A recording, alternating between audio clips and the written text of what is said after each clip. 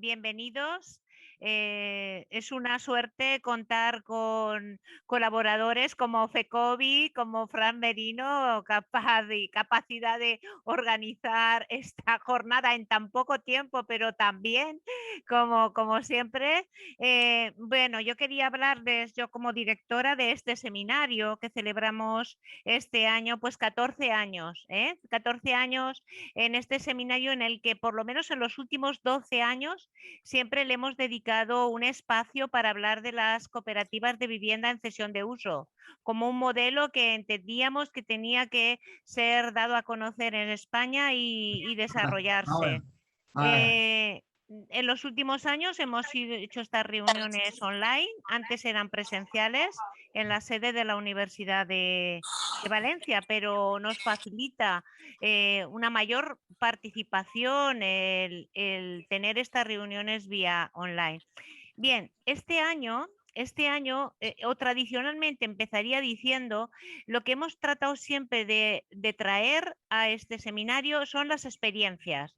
Es decir, las experiencias que se estaban poniendo en marcha para conocer pues, el por qué han surgido, qué problemáticas han planteado.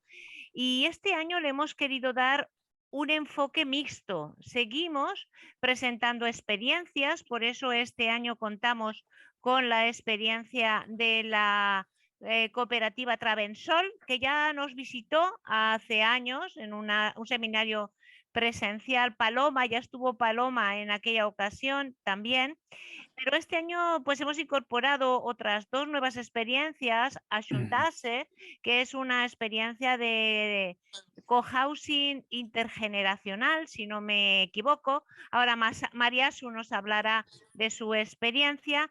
Y Sistar Cohabitage, yo no la conocía, así que tengo mucho interés también en conocer esta experiencia. Pero queríamos dedicar en esta jornada una especial atención al tema del régimen económico, porque nos parece que es uno de los puntos más conflictivos o que más dificultades puede generar.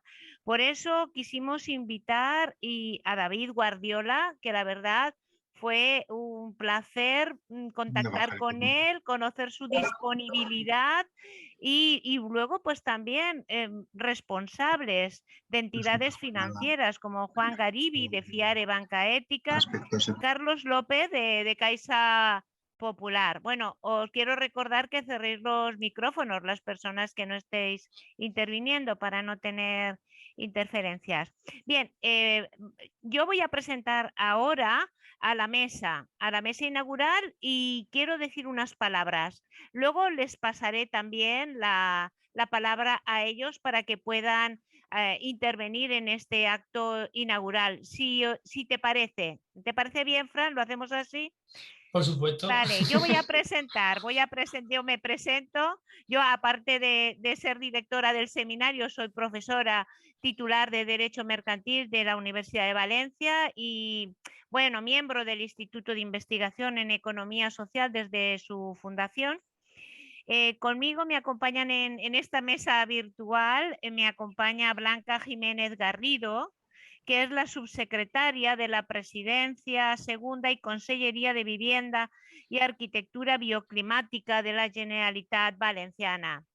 Quiero destacar que esta jornada cuenta con la financiación de esta consellería, a la que estamos muy agradecidos, no solo por el apoyo que nos está dando a la universidad, gracias a un convenio que nos permite pues estudiar y hacer jornadas y divulgar estos modelos de cooperativas de vivienda, sino en sí por el apoyo que están dando a la vivienda social y cooperativa en la Comunidad Valenciana, como nunca.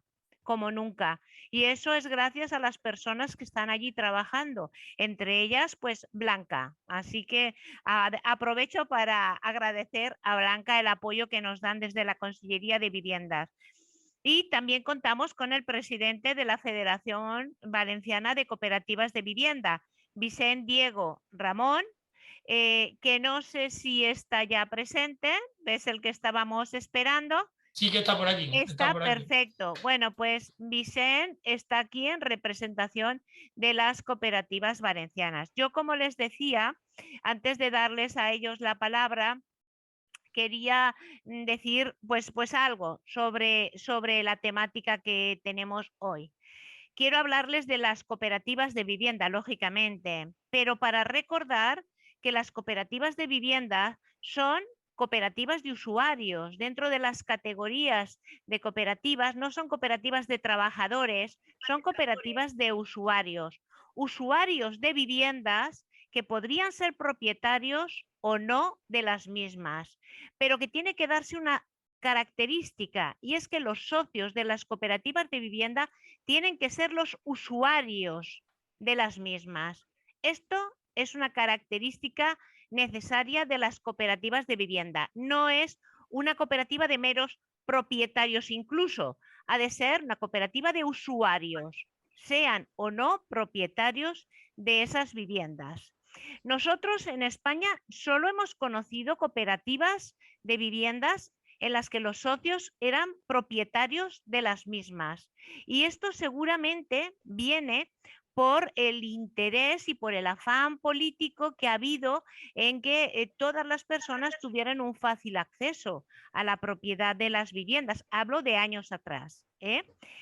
Pero las cooperativas de vivienda tienen dificultades cuando consiguen atribuir la propiedad de las viviendas a los socios. ¿Por qué? Porque si el socio es propietario, vamos a tener dificultades para asegurar que el propietario viva en la vivienda y no alquile o ceda la vivienda a otra persona. Ese es un primer inconveniente. Por los derechos que tiene la propiedad, los derechos que tiene el propietario sobre un bien. En segundo lugar, si el usuario de la vivienda es propietario de la misma, vamos a tener dificultades para condicionar a quién puede vender, si puede vender o no, a quién puede vender y por qué precio. Eso va a estar fuera de nuestro alcance. Piensen que incluso el Código Civil prohíbe que se pueda ejercer el derecho de tanteo y retracto de los vecinos para quedarse con una vivienda cuando el propietario quiere venderla. Lo dice expresamente el artículo 396 del Código Civil. Esto es un claro ejemplo de todos los derechos que se le confieren al propietario. En tercer lugar, la cooperativa, cuando una vivienda se ha transmitido a un tercero, no puede obligar a ese tercero a ser socio de la cooperativa, porque la cooperativa no deja de ser una entidad asociativa. Uno accede voluntariamente. Recuerden el principio de puertas abiertas. Si tú has adquirido la propiedad, serás propietario, pero no estás obligado a ser socio de una cooperativa. Tercer problema. Cuarto problema. Si las viviendas están en un edificio, formando parte de una comunidad con elementos comunes, con bienes privativos, entra en aplicación necesariamente la ley de propiedad horizontal. La ley nos indica cómo se va a gestionar esos elementos comunes, con lo cual el papel de la cooperativa ahí pierde mucho sentido. No extraña, por tanto, que muchas cooperativas de viviendas que atribuyen la propiedad de las viviendas a sus socios se disuelvan con rapidez. Y son muy poquitas las que perduran en el tiempo, con lo cual podríamos decir que no tenemos experiencias apenas de cooperativas de viviendas en este país. Una situación totalmente distinta sería si las cooperativas se constituyeran como cooperativas de viviendas en cesión de uso, que es lo que fuera de nuestro país se conoce como cooperativa de viviendas. Una cooperativa de viviendas es una cooperativa que tiene la propiedad de las viviendas, los socios son los usuarios de esas viviendas. Y eso es una cooperativa de viviendas. ¿Está prohibido fuera de nuestro país las cooperativas en las que ceden la propiedad a los socios? Yo no diría prohibida, porque en algún país existen, como en Irlanda o en Italia, pero es algo extraordinario. no es lo usual. Y lo que te diría un cooperativista es que, ojo, es que si le damos la propiedad perdemos el control. Ya no sabemos aquí quiénes son los socios, ya no podemos, ya no tenemos una comunidad, no podemos controlar el precio se dispara, con lo cual todas las ventajas de una cooperativa de vivienda prácticamente desaparecen, ¿vale? Bien, entonces, una cooperativa de viviendas de uso es muy útil que se desarrolle y se generalice en nuestro país. Tiene muchas ventajas porque permite controlar la membresía. Recuerda que en una cooperativa una persona que quiere ser socio lo tiene que pedir y se le tiene que autorizar. Con lo cual uno se puede asegurar de que sabe lo que es una cooperativa y está dispuesto a comprometerse a participar en la gestión cooperativa, a asumir lo que sean los acuerdos mayoritarios, los principios de información, formación, educación cooperativa están precisamente para eso, para dar esa cultura y esa formación cooperativa a los socios, pero es que además se frena el crecimiento del precio de las viviendas porque no se venden libremente. Ojo, ni las viviendas ni los derechos sobre las viviendas, porque si lo que se está vendiendo es el derecho de uso al precio que uno quiera poner, estamos en las mismas. Da igual que uno pueda vender la vivienda al precio que quiera, que uno pueda vender su derecho al uso de la vivienda al precio que quiera. O sea, está la especulación servida. Y nos hemos cargado la comunidad y nos hemos cargado lo que es una vivienda asequible para todos.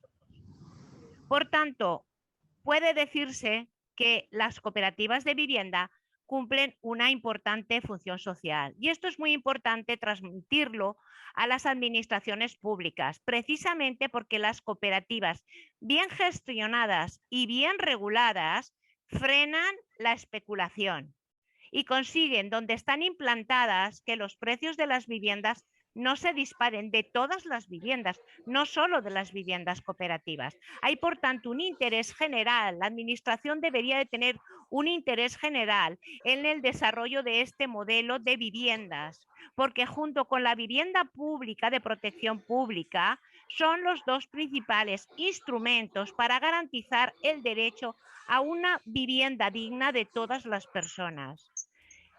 Con esto quería yo recordar que estamos hablando de cooperativa, tenemos que pensar en principios y valores cooperativas y realmente lo que queremos es dar a conocer lo que es una cooperativa de viviendas, que nosotros le estamos llamando cooperativa de viviendas en cesión de uso para diferenciarlas del modelo que teníamos, que era poco cooperativo. Poco y en ocasiones nada. Bueno, pues ya he trasladado lo que quería decir para dar pie a esta jornada y voy a pasar la palabra. Por favor, quería recordar que cierren los micrófonos, por favor. Quería pasar la palabra a, pues de momento debería de pasársela a Vicenfra, pero no sé si está Está ya. por allí, sí, está desde el inicio. Aquí estoy. Perfecto, Fran. Pues, Vicente, pues tienes tú la palabra y yo cuelgo. Gracias. Bien. Gracias, Gemma. Blanca, bienvenida. Gemma, como siempre, has dado una lección de lo que es una auténtica cooperativa. Muchas gracias.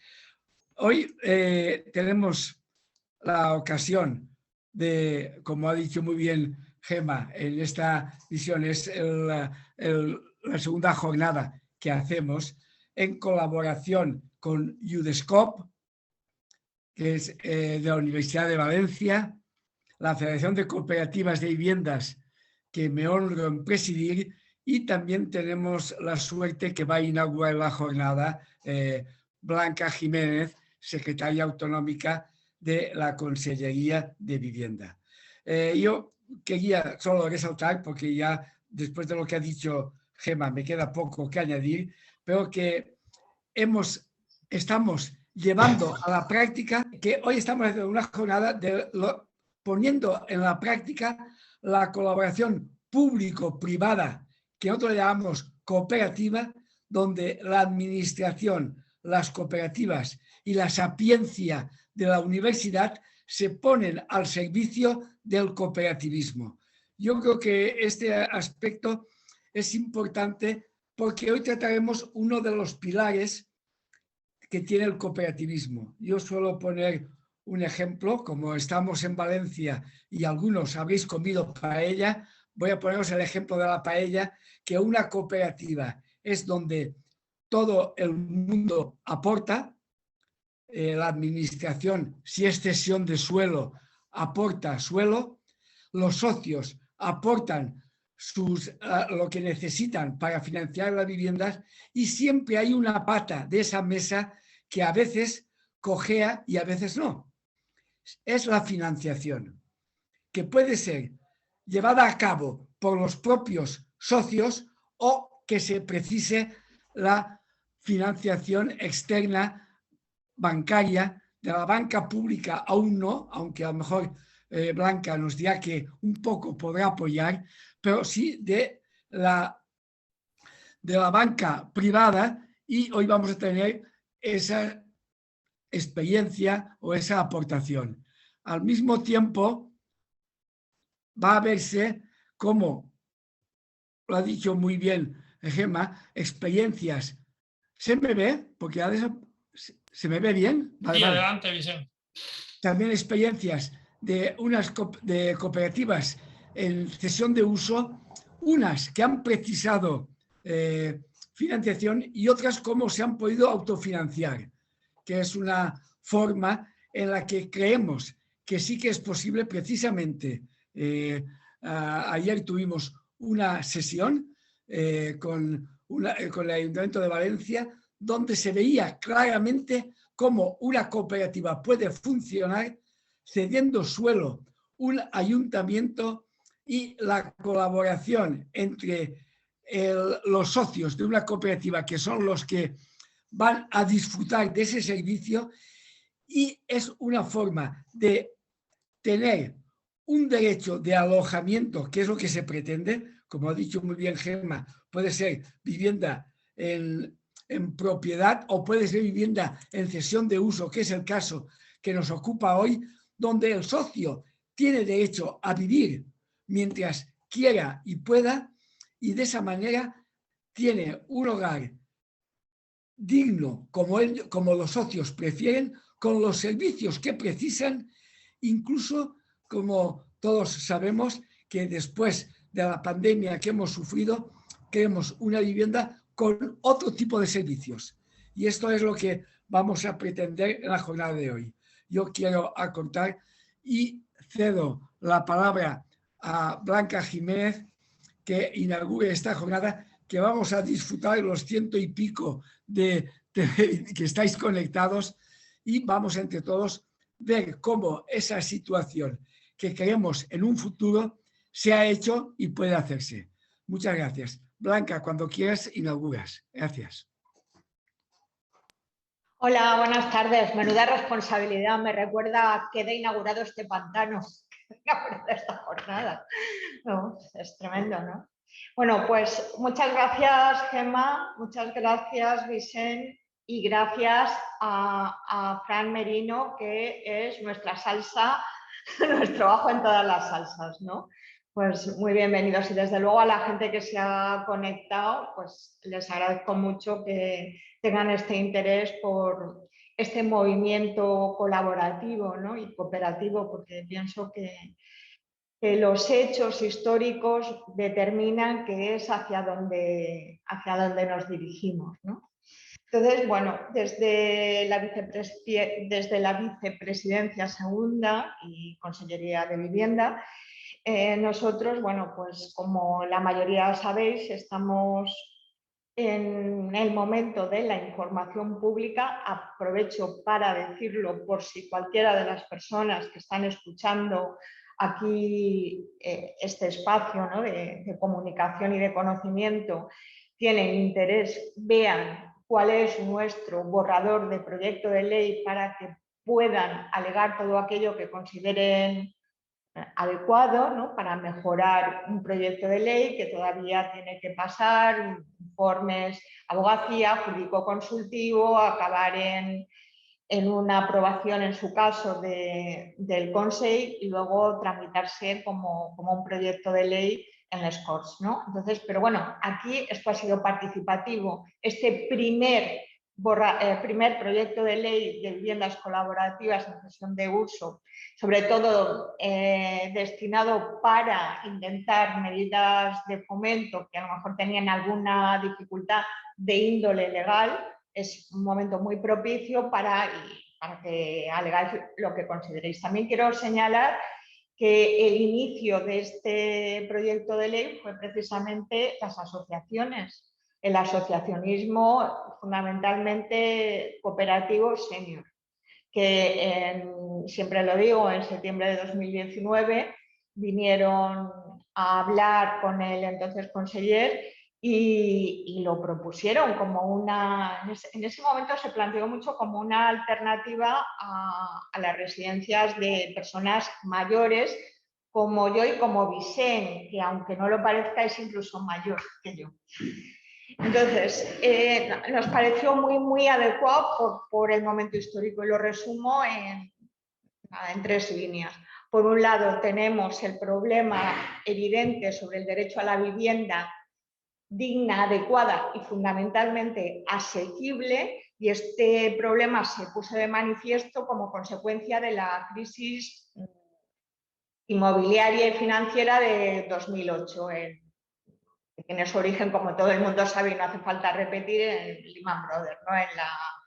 en la quiebra de Lehman Brothers. Entonces, vimos claramente, y yo creo que esto ya no es objeto de interpretación, que si consideramos la vivienda no como un derecho, sino la vivienda como un objeto de especulación, un instrumento económico en sí mismo especulativo, no relacionado con su fin mismo, lo que se crea es una burbuja que causa, pues como decían en el 15M, ¿no? Gentes sin casa y casas sin gente, un sinsentido.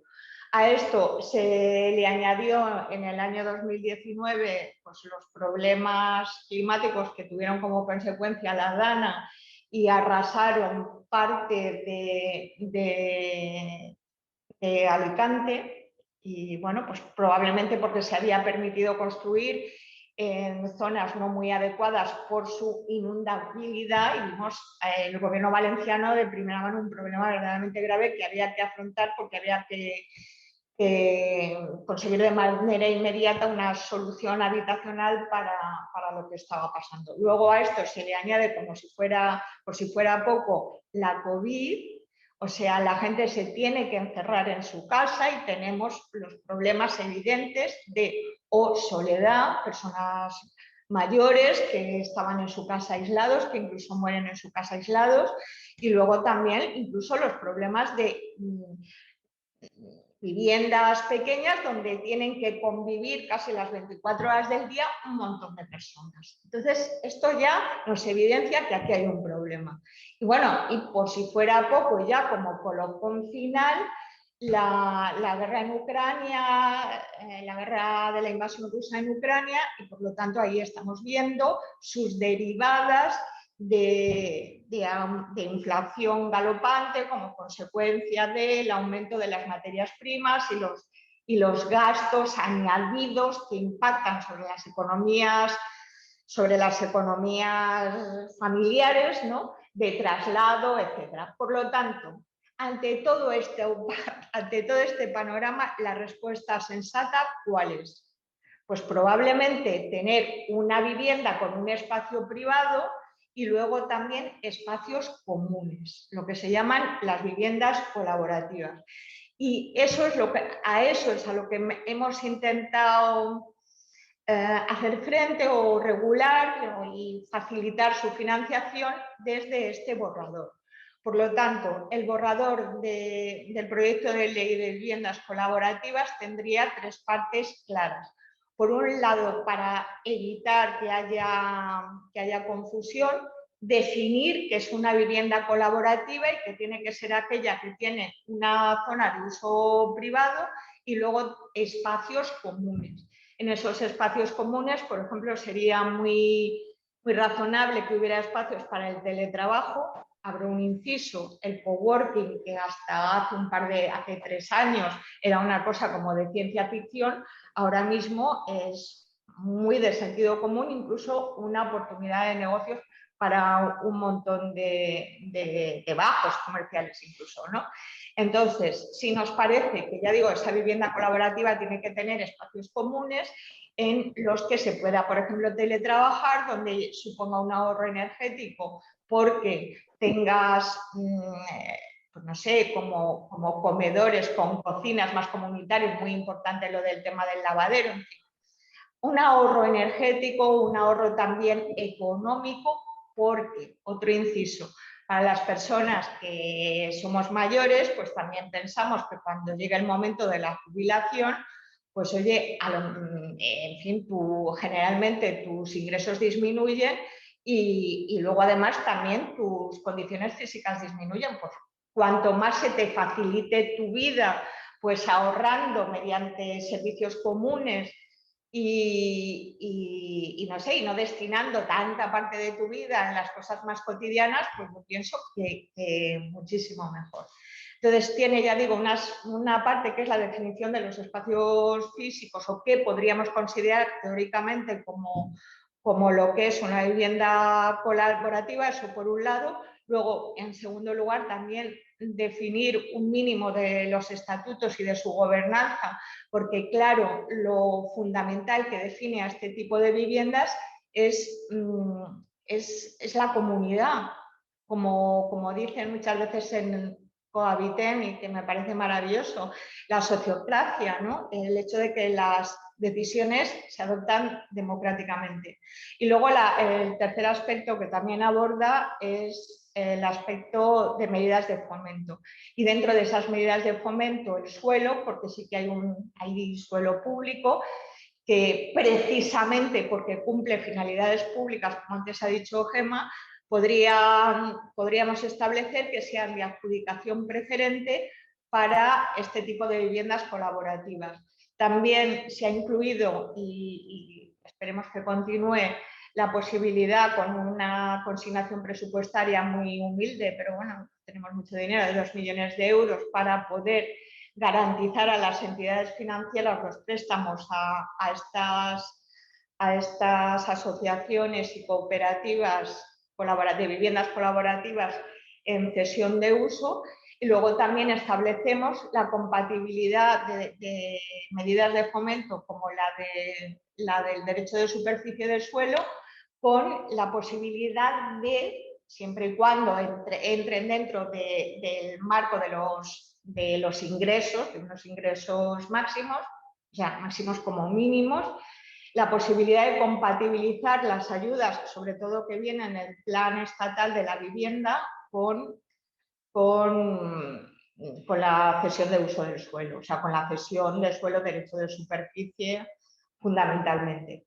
Y luego, nada, voy a acabar diciendo que para nosotros las entidades merecedoras o las asociaciones o cooperativas merecedoras de estas ayudas públicas entendiendo que es dinero público o son una manera de favorecer de derecho público, tendrían que tener fundamentalmente la característica de tener una titularidad única de la edificación, es decir, ser una cooperativa en cesión de uso o una asociación sin fin de lucro, que el espacio de los servicios, que haya un espacio de servicios comunitarios y otro residencial, pero la función principal sea el uso residencial de vivienda y luego las actividades comunitarias complementarias de ese servicio residencial de vivienda. Y luego, pues eso, la gestión comunitaria, como decían el otro día, más que comunitaria, que tiene otro sesgo, ¿no?, de los espacios y servicios comunes de los usuarios.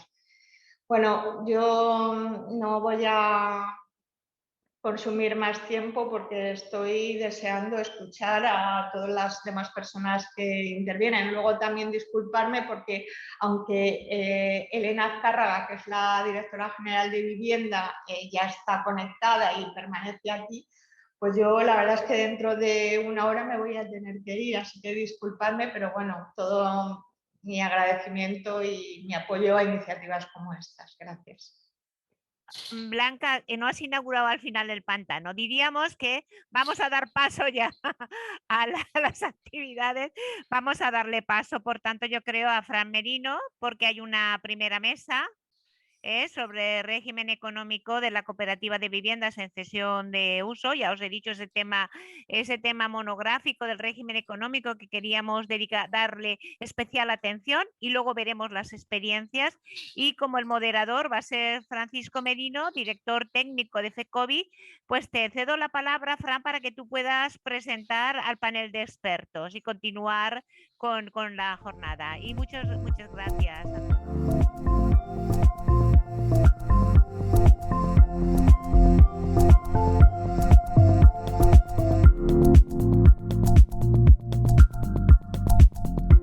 Muchas gracias, Gemma, por darme la palabra.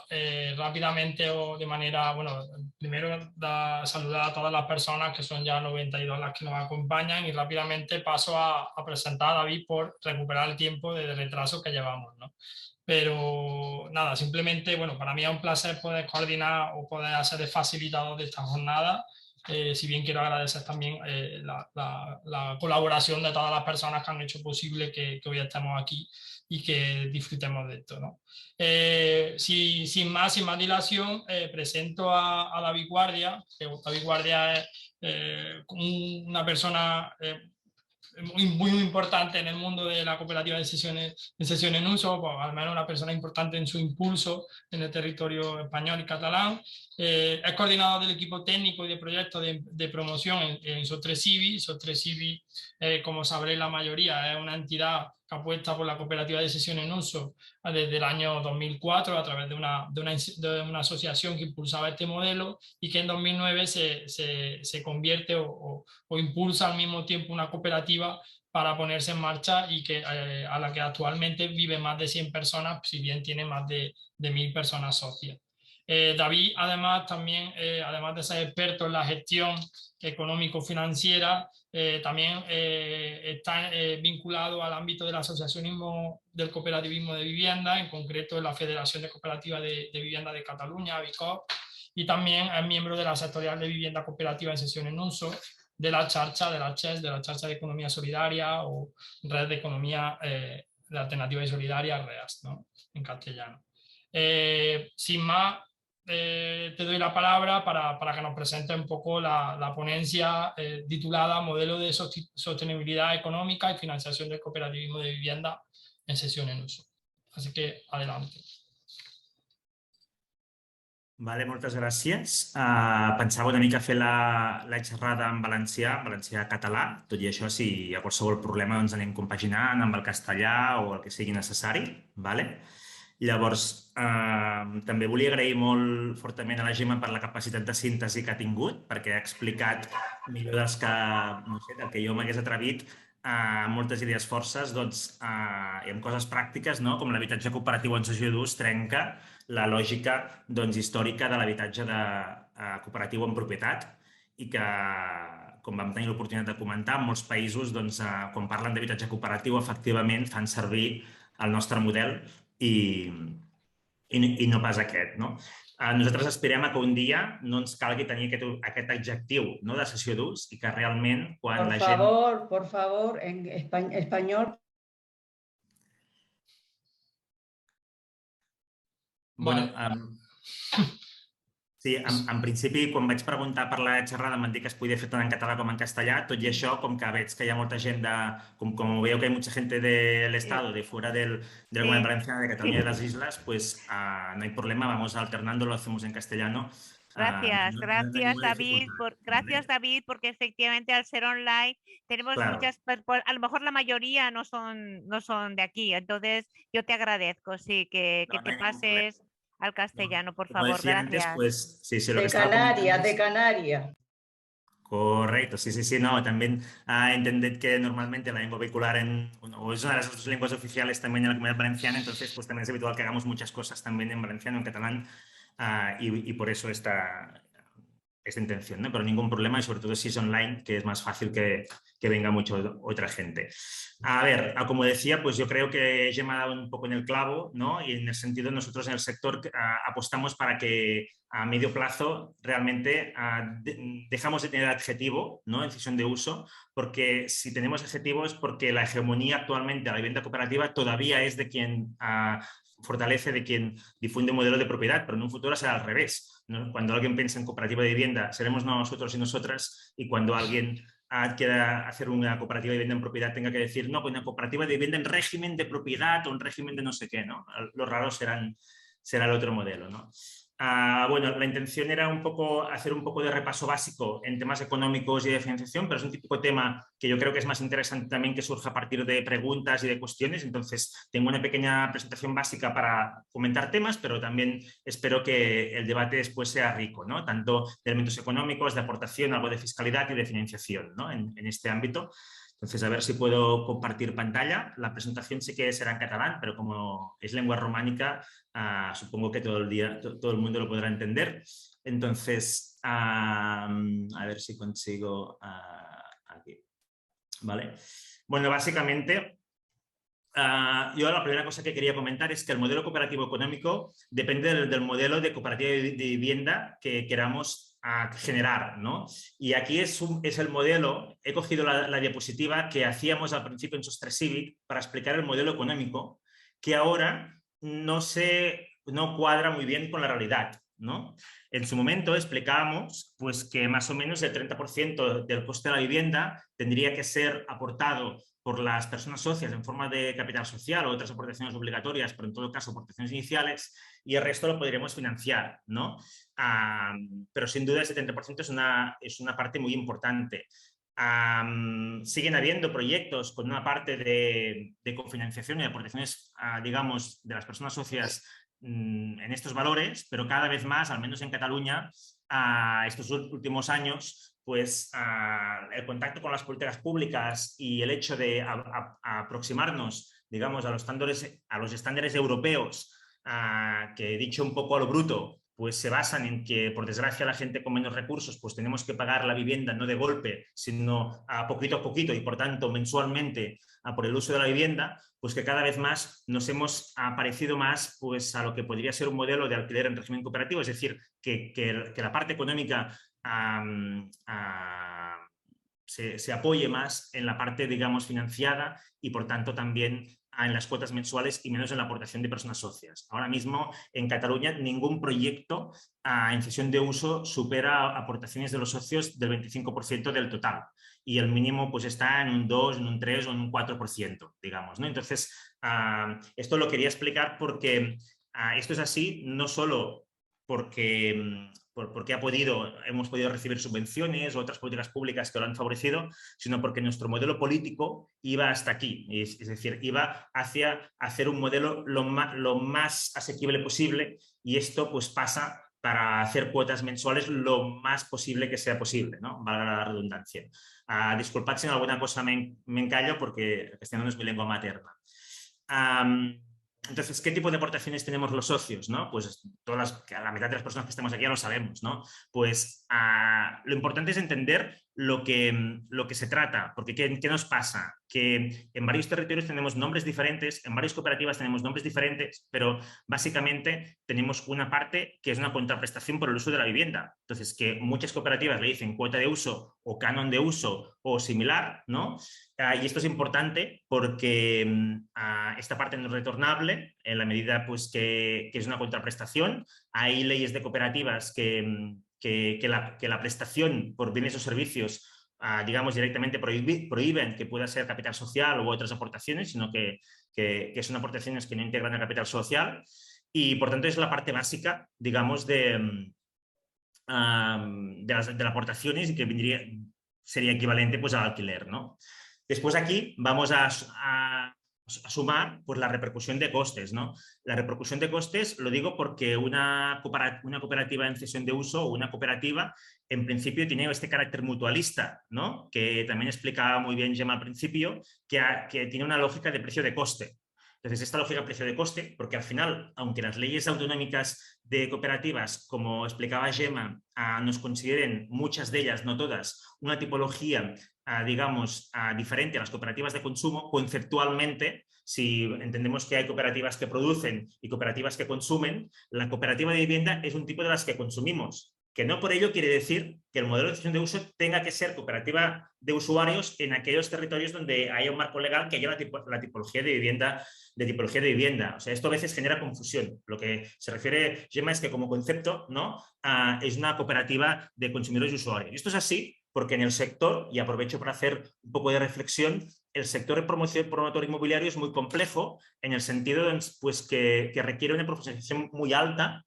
Y por otro lado, también históricamente ha habido una parte importante de promotores que han utilizado la cooperativa con finalidad instrumental y, por tanto, una instrumentalización de la fórmula cooperativa por parte de otra empresa o de otra entidad que no sea cooperativa, lo que está vulnerando es otro principio cooperativo, que es el de autonomía cooperativa, que es un principio de la Alianza Cooperativa Internacional. Entonces, muchas cooperativas de vivienda han rozado o han sobrepasado lo que entendemos como falsa cooperativa, sin duda, ¿no? Entonces,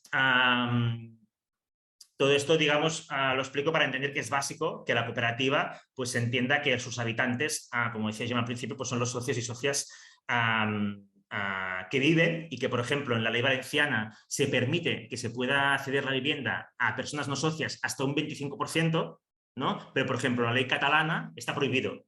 Es decir, no puedes hacerlo con los locales, pero no puedes hacerlo con las viviendas, porque la tentación de tener un grupo reducido de promotores que sean socios y que estén en el Consejo Rector de la cooperativa de viviendas y al fin y al cabo la persona que hace uso de la vivienda en el régimen que sea periférico en la toma de decisiones de la cooperativa es una pulsión y un riesgo importante que tenemos que siempre tener alerta y estar atentos y atentas, ¿no?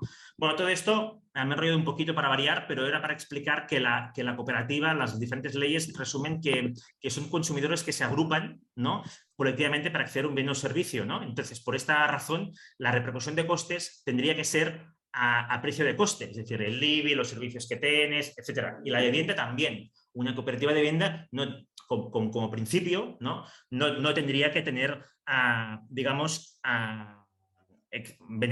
excedentes en este caso, ¿no? Esto lo digo porque nos diferencia fuertemente de otros tipos de fórmulas sin lucro, ¿no? Como fundaciones u otras, ¿no? Por ejemplo, y lo vinculo con temas, digamos, de financiación.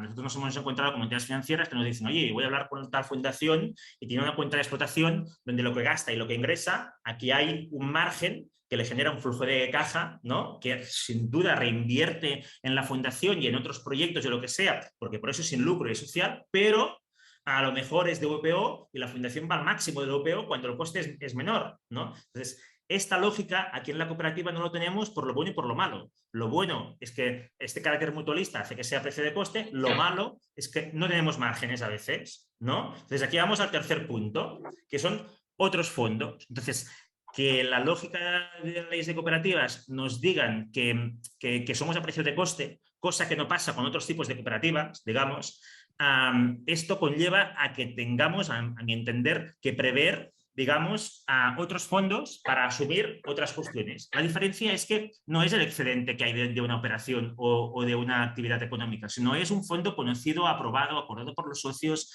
con una destinación, con una gestión colectiva. Entonces, es la gran diferencia, ¿no? La Fundación X que mencionaba antes, pues cogerá el beneficio y lo reinvertirá para lo que sea. Aquí se trata de tener un acuerdo societario o por estatutos o lo que sea, ¿no? O reglamento de régimen interno, en principio por estatutos, pues para fijar, digamos, qué fondos hay. Entonces, los dos primeros estamos de acuerdo que son por el uso de la vivienda y por los servicios adicionales que lleva, ¿no? El uso de la vivienda, que es la amortización del préstamo hipotecario, y este segundo tema, pues aquí había, pues eso, impuestos, gestión, servicios, ¿no? Pues si hay servicios de cualquier tipo, pues aquí se tienen que incluir, ¿no? Esto aparte de que una cooperativa haga una cuota, haga 5, le diga de un nombre, le diga de otro, ¿no? Pero vendría a ser, pues, entradas y salidas, ¿no? Un poco aquí. Y el tercer punto, pues es el que comentaba, ¿no? La necesidad de generar fondos. ¿Qué hemos conocido? Un segundo que cierro la puerta. Disculpad. ¿qué hemos conocido, qué conocemos que haya? Pues bueno, hay cooperativas que tienen fondos en caso de impago, por ejemplo, ¿no? Que se llaman de morosidad, de solidaridad, de lo que sea. O fondos en caso de personas ya preventivamente, que no puedan, que tengan rentas bajas o que se puedan quedar en paro, o fondos que funcionen por criterios diferentes, ¿no? También hay cooperativas, en este caso la nuestra, porque sin duda nosotros somos una cooperativa muy pequeñita en términos internacionales, pero grande por el momento incipiente que tenemos en el País Valenciano y en todo el Estado en general. Y, por ejemplo, nosotros, es un tema en Sostres Cívic, pues de la cooperativa, ¿no? La cooperativa tiene un compromiso fuerte por la replicabilidad, entonces tiene, por ejemplo, una cuota, un fondo mínimo a partir de la amortización del préstamo hipotecario o antes, si baja a partir de cierto importe, para hacer reinversión.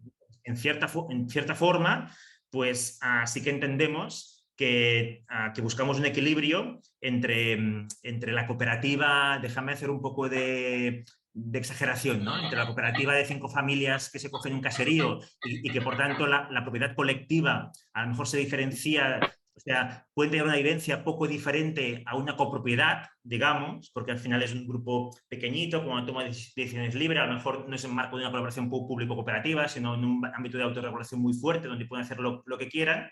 Entonces, a nuestro entender, se produce este tipo de vivencias y a la vez la necesidad de generar una política cooperativa, pues, que permita la aplicabilidad, el crecimiento y el interés general, ¿no?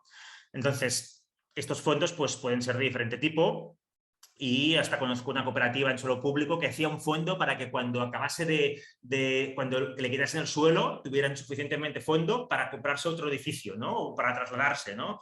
O otro que, pues, que hicieron un fondo inicial de reserva y lo financiaban con el préstamo, ¿no? También al final cada uno hace sus inventos aquí. Y por último, la aportación de capital. La aportación de capital, pues... sí que es cierto que nuestro modelo, ¿vale? Sirve en parte para cofinanciar y por tanto estamos rozando lo que comentaba antes de que algunas leyes autonómicas también dejan claro que la prestación del servicio de la vivienda pues no puede integrar el capital social, ¿no? Pero en la medida que esta prestación de servicio pues es la cuota mensual, pues se puede entender que una aportación de capital social inicial, aunque vaya a cofinanciar la operación, pues puede encajar en este modelo. Entonces, a partir de aquí, pues son conocidas, pues cuando es aportación de capital, pues estamos hablando también cuando hablamos de cuota de uso o de cuotas de servicios, pues son ingresos de la cooperativa. Cuando hablamos de otros fondos, puede haber algunos que son ingresos, otros que vayan a reservas o otras fórmulas, y cuando vayamos a aportaciones de capital, pues muchas ya lo sabéis, pues estamos hablando de un capital social que puede ser retornable o el Consejo Rector puede rehusar su retorno para que sí integre el patrimonio neto, pero en cualquier caso no es un ingreso, sino que va al balance de la cooperativa, ¿no? Y fortalece el patrimonio neto en los fondos propios de la cooperativa.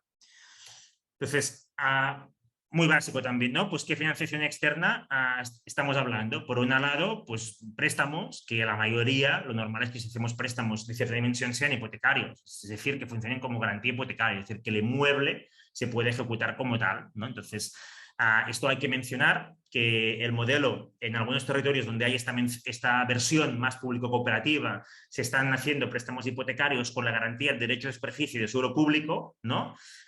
Y cuando hay la propiedad plena, pues es sencillamente pues, la garantía hipotecaria del inmueble, ¿no?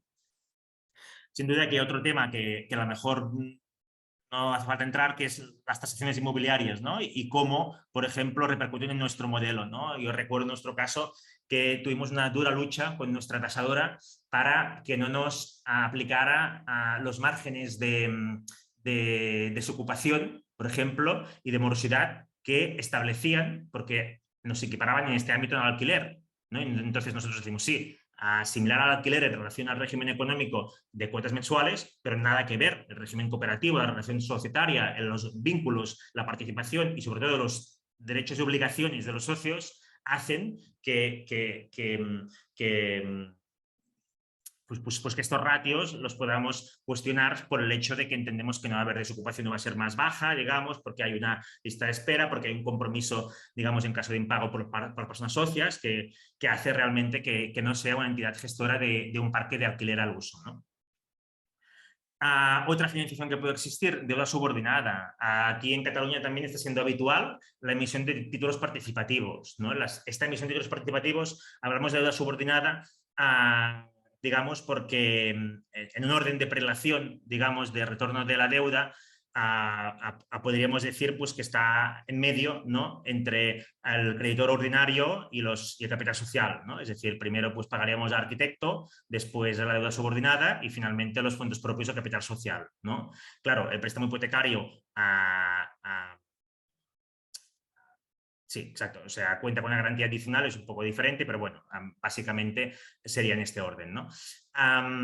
Y esto de los socios participativos, pues es un elemento pues, que la mayor parte de leyes de cooperativas, digamos, recogen y que es habitual en el mundo cooperativo hacerlo, con una doble finalidad, cofinanciar, pero en muchos casos también, digamos, atraer o no sé, comprometer el entorno, ¿no? Nos hemos encontrado con entidades financieras que han puesto dificultades y otras que lo han valorado, especialmente cuando ha habido una dispersión importante. Es decir, si esta gente han sido capaces de encontrar 200 personas que pongan 1.000 euros o 300, hombre, tendrán cierto impacto, cierto reconocimiento y cierto aval también social, no solo económico, ¿no? Entonces, esto de los títulos participativos, hay entidades que nos han...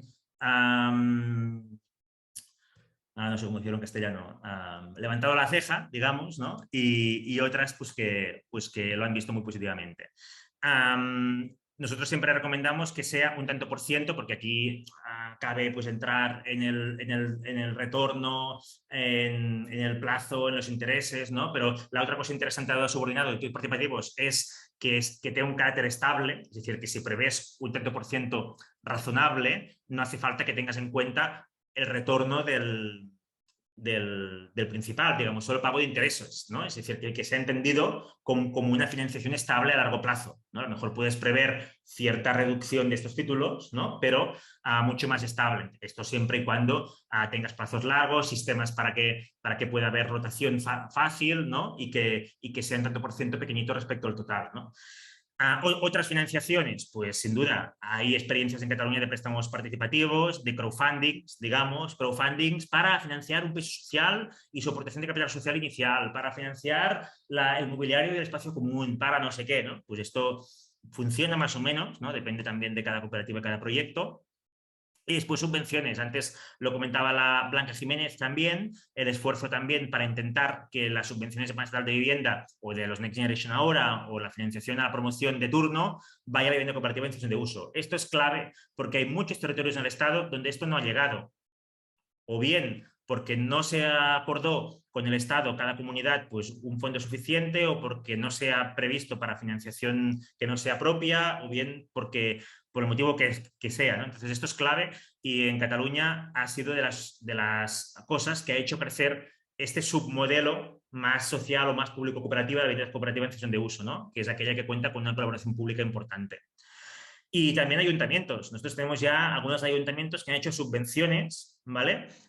Con más o menos acierto. Algunas, por ejemplo, pues para pagar estudios técnicos, para pagar equipos de arquitectos, para pagar la gestión de la cooperativa o hasta la inversión, digamos, subvenciones diversas, que algunas han ido pues, a fondo perdido por la propia lógica cooperativa y otros han ido a condición que los socios cooperativistas a lo mejor sean de este municipio o de este área o a lo mejor un tanto por ciento. Esto del condicionamiento de la libertad cooperativa con la colaboración pública es un tema que a lo mejor después en el régimen económico podemos hablar también, ¿no? Bueno, esto un poco.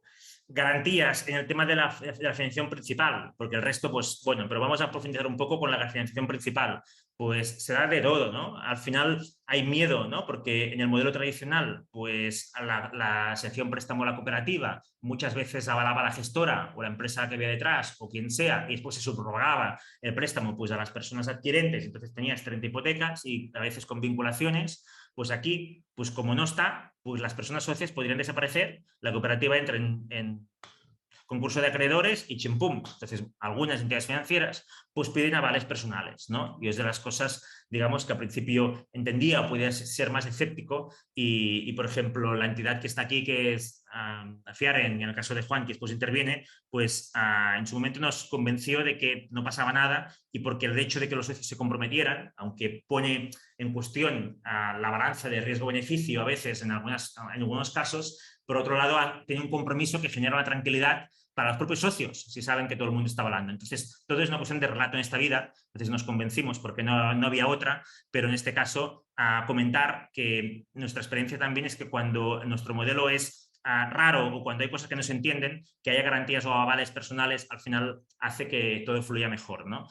Hay casos de entidades que nos piden pues, depósitos pignorados desde el inicio, hay otras que piden avales de terceros, ¿vale? Entonces ahora, por ejemplo, pues esta lógica, ¿no? Que también, bueno, en este caso sería, lo que estáis haciendo aquí en el País Valencia sería un aval público de alguna forma u otra, pero a nivel autonómico, ¿no? A nivel del Consell. Pero sí que decir que también en Cataluña estamos, en este caso nos estáis avanzando por la izquierda, ¿no? Estamos todavía más detrás en relación a generar un aval a nivel de toda Cataluña, pero lo que sí que tenemos avanzado es que algunos ayuntamientos, cuando hay cesión de suelo público, lo que hacen es que en caso de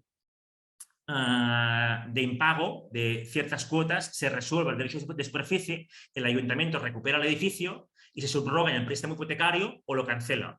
Esto es para que no pase nunca, porque no queremos que el ayuntamiento se quede el edificio, pero sirve para que el banco esté tranquilo, ¿vale? Entonces, si hay un ayuntamiento detrás que te dice, si estos impagan, yo me quedo el edificio, disuelvo esto de la cooperativa y hago vivienda social, sin duda, nosotros nos ponía los pelos de punta la primera vez, pero también entendimos pues que es la forma para que sea un escenario que depende de nosotros que pase, que suceda o no. Entonces, sencillamente tenemos que hacer que no suceda, pero es una garantía muy fuerte por parte de la administración pública, ¿no? También comentar, para ir comentando, que nos está pasando en Cataluña que esta fuerte apuesta pública está dificultando también la financiación o el modelo económico que no tiene este apoyo público. Porque claro, un banco que le sitúas en un modelo de uso con este apoyo público y un modelo pues, de un proyecto rural con actividad productiva o lo que sea, bueno, mejor Fiare y COP57 te lo financian, pero otros no, ¿no? Y entonces esto es una situación que cada vez nos estamos encontrando más, ¿no?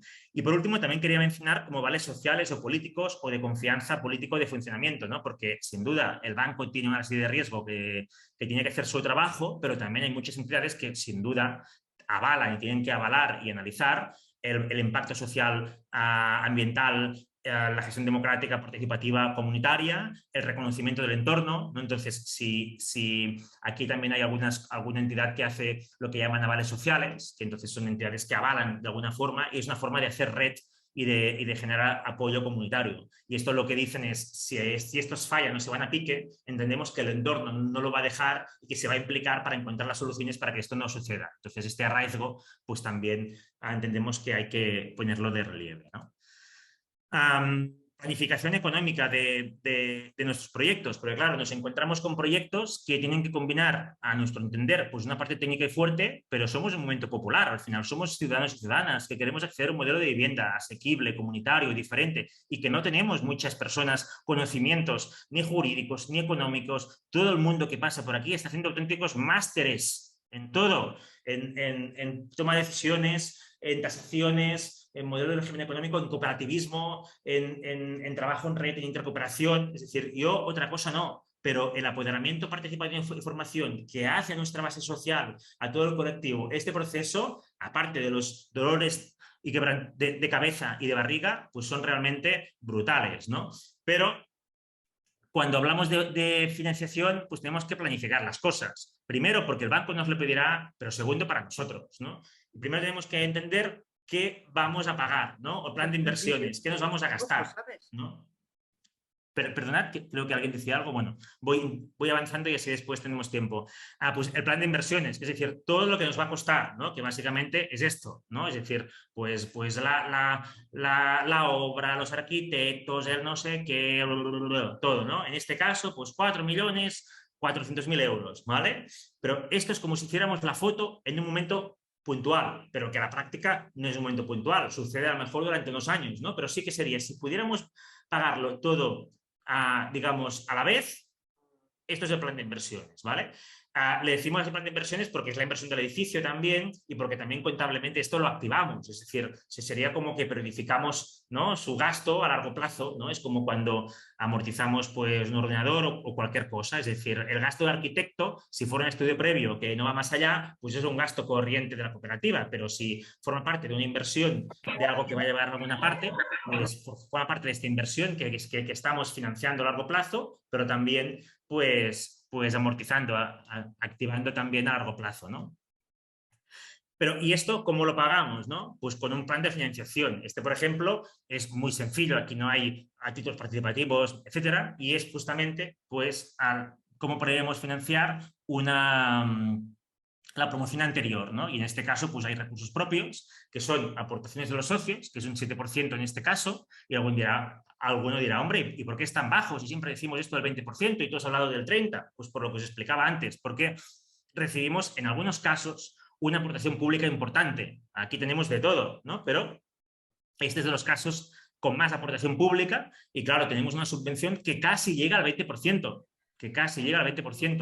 Entonces, no está mal. Yo me gustaría tener 800.000 o 900.000 euros de subvención en todos los proyectos de vivienda cooperativa. Esto es real, está otorgado ya, ¿eh? No es que, digamos, sea una previsión ni nada por el estilo, ¿vale? Y entonces esto hace que podría decir, hombre, pues con este 18% que el banco haga el 21%. Pues ya que tenemos esto, con un 7% más de aportación de capital social, pues al banco le puedo decir que su financiación estará por debajo del 65% de la inversión, cosa que no está mal, porque aquí los compañeros y compañeras de FIARE y otros, pues claro que entienden que el modelo tiene que ser asequible y que tenemos que ir a cuotas de financiación altas. Pero a la banca convencional que nos asimila pues a cuando les viene, nos pone el mismo saco que cuando les viene un fondo de inversión y les dice que quiere hacer, pues financiar su parque de alquiler y ellos invierten la mitad y piden financiación para la otra mitad y prevén plazos de amortización pues, mucho más cortos, pues no están acostumbrados algunos y algunas a este tanto por ciento tan elevado del 80%, y más si lo pedimos de 25 y 30 años, ¿no? Porque algunos, pues bueno, tienen esta lógica también como de actividad empresarial económica, entonces también pues plazos menores a lo que sería pues una hipoteca convencional, ¿no? Uy, un segundo, que no se me... Vale.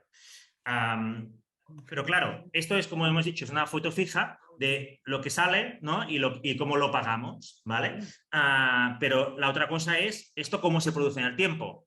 Aquí tenía una diapo con el plan de tesorería, pero tan complejo y se veía tan pequeño que lo he suprimido las minutes, ¿no? Entonces, solo explicar que esto es básico porque esto a la gente le cuesta entender a veces, ¿no? Es decir, una cosa es esto y después cómo avanzamos. Porque claro, de acuerdo, el capital social del ejemplo de antes solo es un 7%, pero claro, en el tiempo, cuando haya la financiación bancaria, será justo antes de empezar las obras. Entonces, como será justo antes de empezar las obras, porque el banco querrá el proyecto básico, querrá la tasación, querrá que tengamos ya, pues a lo mejor un contrato de obras, yo qué sé, lo que pida el banco, tendremos que haber hecho todo un trabajo previo. Entonces, a este 7% de capital social, o a lo mejor más, ¿vale?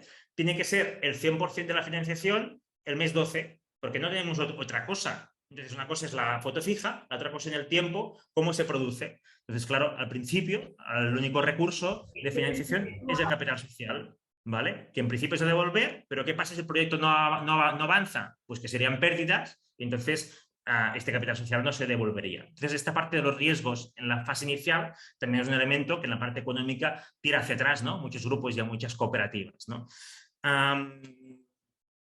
Y después la previsión de pérdidas y ganancias, ¿no? La cuenta de explotación. Es decir, al final tenemos que entender qué va a pasar cuando entremos a vivir. Que realmente, una cosa es qué entrará en el banco y qué saldrá, la otra cosa es que, aquí seguro que hay más de un contable en la sala, pero que realmente, si cogemos una cuenta de resultados, ¿no? Si nos dedicamos pues eso, a cualquier actividad, pues qué es lo que es ingreso y lo que es gasto.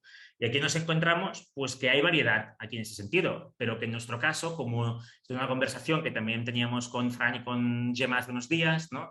Que como que en la parte de gastos no todo el préstamo hipotecario será gastos, sino que solo lo serán los intereses, porque la parte del capital no lo es, pero por otro lado el edificio sí que será un gasto a largo plazo. Bueno, esto es un poco lío, pero como tenemos todos los gastos, pues tenemos que prever unos ingresos, ¿no? Y a veces, pues, hacíamos la previa de decir, hombre, ¿sería posible un modelo en el que hubiera una posible retorno, ¿no?, de la cuota de uso, no sé qué? Y vimos que realmente desde un punto de vista de sostenibilidad financiera, pues era complicado, ¿no? Entonces, estas pérdidas y ganancias es importante que pues, tengamos una buena cuenta de resultados. Pero por otro lado, que nos sobre mucho, ahora lo hablaremos, nos puede generar pues, un impuesto de sociedades muy elevado, ¿no?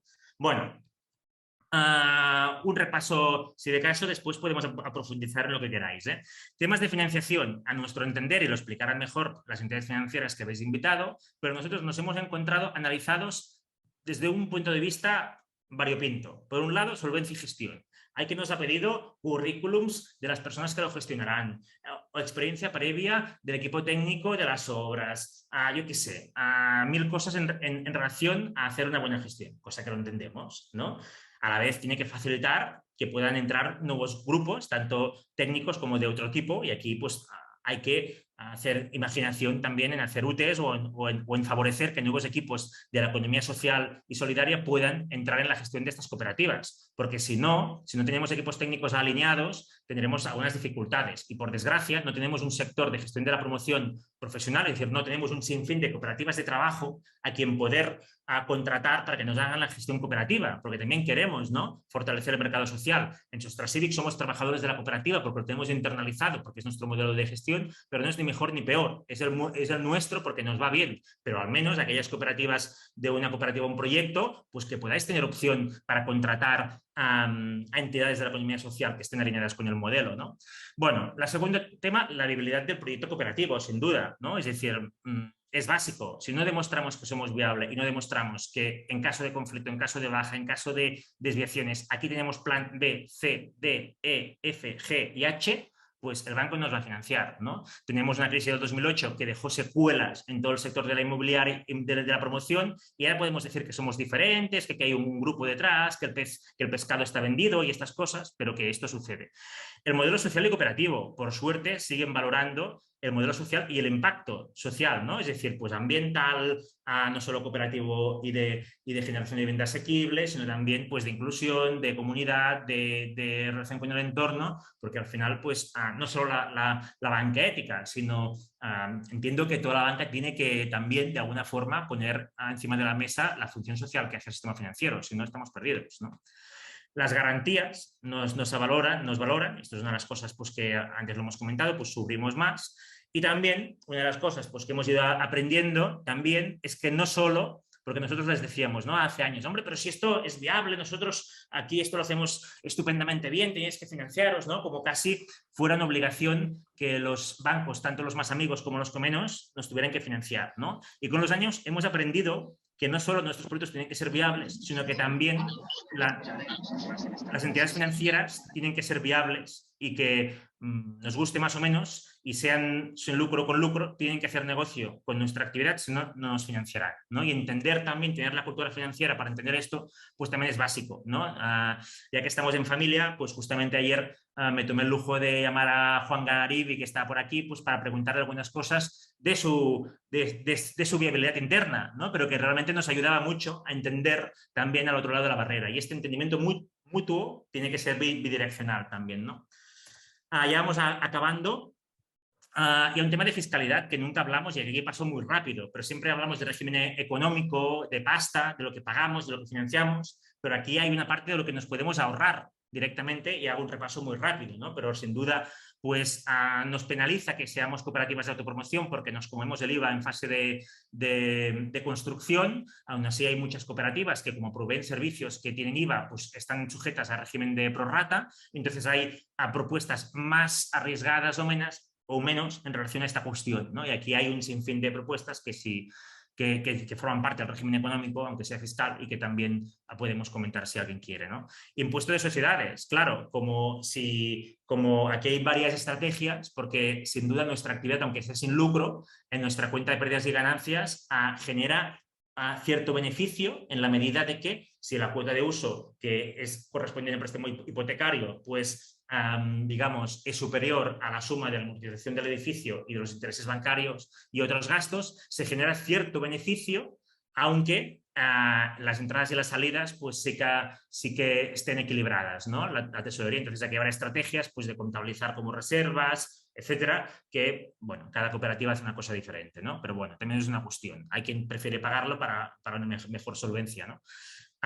Impuestos de transmisiones patrimoniales, desgraciadamente pues no somos una cooperativa especialmente protegida, porque las cooperativas de vivienda estamos asimiladas pues eso a las cooperativas de propiedad, y paradojalmente la ley fiscal española prevé que las cooperativas de consumo y las de trabajo u otras pueden ser especialmente protegidas y, por tanto, por ejemplo, no pagar ITP o tener un tipo de impuesto de sociedades menor, y en nuestro caso pues no lo teníamos. Entonces hay que hacer incidencia esto a nivel estatal para que realmente las que conservamos la propiedad, las exenciones de uso, podamos ser especialmente protegidas, ¿no? A nivel local, impuesto de bienes inmuebles, ¿no? Nosotros, los ayuntamientos están acostumbrados a que si un promotor paga el IBI, pues es a cuenta de sus beneficios. En nuestro caso, hemos conseguido hacer entender que un impuesto, como lo repercutimos a la persona socia, porque la cooperativa no es otra cosa que sus socios y socias, pues que nos lo bonifique, porque así haremos vivienda más asequible.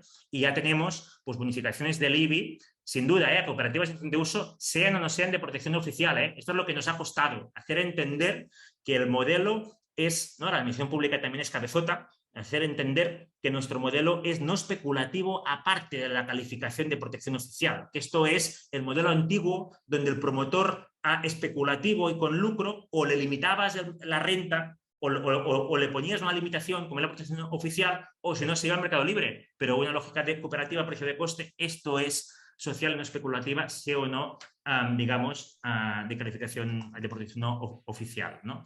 Y después otros que creemos que tenemos que trabajar, que es impuesto a la renta, tenemos que tener bonificaciones, deducciones, etcétera, ¿no? Y ya acabamos con retos. Aquí, en la parte económica, hay un reto que es el riesgo de participar en una cooperativa de viviendas, porque yo he participado en varias cooperativas de un medio de comunicación, agroecológico, etcétera, y es la cooperativa donde el riesgo personal es mayor, porque aparte, como hemos comentado, de que nos vemos en importes importantes, pues el tema de los avales u otras cuestiones se hace asumir un riesgo personal por parte de personas que no son quienes necesariamente gestionarán a lo mejor temas muy técnicos de viabilidad que pueden hacer que la cooperativa vaya mal. Entonces, este equilibrio coste-beneficio y riesgos de participar a nivel personal es un tema que tendremos que trabajar para que el modelo sea escalable, ¿no? Segundo reto, en este tema económico, pues el equilibrio de la toma de decisiones y del tema técnico y profesional. Yo recuerdo un grupo que nos pedía que digamos, que pidamos una, ¿cómo se llama en castellano? Joder, disculpad, una prórroga del periodo de carencia, pero no porque nos pasara nada, sino porque así el primer año que están viviendo en la vivienda, pues si no pagan, y hombre, y aquí hay una parte de decir, pues hasta cierto límite también, ¿no? Es decir, cómo esto puede poner en duda la confianza, digamos, con la entidad financiera si te tomas más de lo que sería habitual, ¿no? O normal, ¿no? La pulsión entre el interés colectivo y particular en el régimen económico.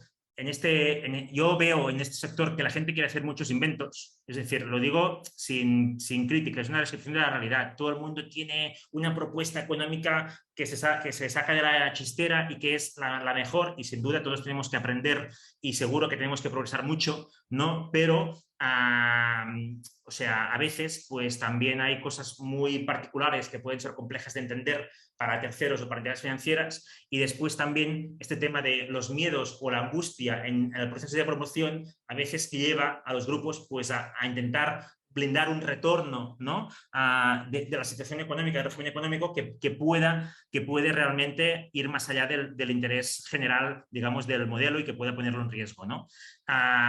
¿Qué elementos de régimen económico tenemos que consensuar y regular por ley para tener claridad, o qué elementos tenemos que entender que es autorregulación cooperativa y diversidad, y que cada uno le diga como le quiera? Nosotros intentamos poner por ley el nombre de la cuota de uso, y en Cataluña, que tenemos un movimiento articulado, no lo conseguimos. O sea, para que la gente tenga un nombre claro, pues fue imposible, digamos, porque cada uno tenía su nombre. El régimen económico y la vinculación pública pues nos lleva a veces a limitar esta autorregulación cooperativa, porque las administraciones nos ponen condiciones, ¿no? Cuando te dicen, oye, pongo una subvención, te pongo suelo, etcétera. Entonces, el régimen económico puede a veces verse limitado por esta colaboración. Hemos tenido administraciones que nos han limitado, pues si se actualiza el capital social o si se hace otras cosas que nos parecen lógicas, pero también otras cosas que a lo mejor no nos lo parecen, ¿no? Y entonces entra en el régimen económico de la cooperativa y esto, bueno, a veces tenemos que ver, ¿no? Y por último, la escalabilidad. El régimen económico y financiero tiene que permitir crecer y que nos pase, como decía Gemma al principio, que este modelo, digamos, impacte realmente en el mercado y no solo generando vivienda asequible para nuestros socios, sino que impacte en el mercado en la medida que tenga un volumen tan importante como para que realmente la vivienda libre o otra vivienda esté, digamos, como pasa en Austria o en otros países, esté condicionada a una oferta muy importante de vivienda cooperativa. Y para hacer como Suiza, que tiene un 7% del parque de vivienda en régimen cooperativa en nuestro modelo, pues también tenemos que prever iniciativas financieras escalables que hoy en día pues no tenemos y que a lo mejor podemos profundizar después. Y hasta aquí. Vale, muchas gracias, David, por la magnífica, por trasladarnos o resumir en unos minutos toda la experiencia previa que tenéis en este campo y que os agradecemos también que desde ya que lo podáis compartir. Justamente ahora le vamos a dar paso a Carlos López de Caixa Popular, y además también agradezco a Juan Garibi de FIARE porque le cede un poco el orden a Carlos.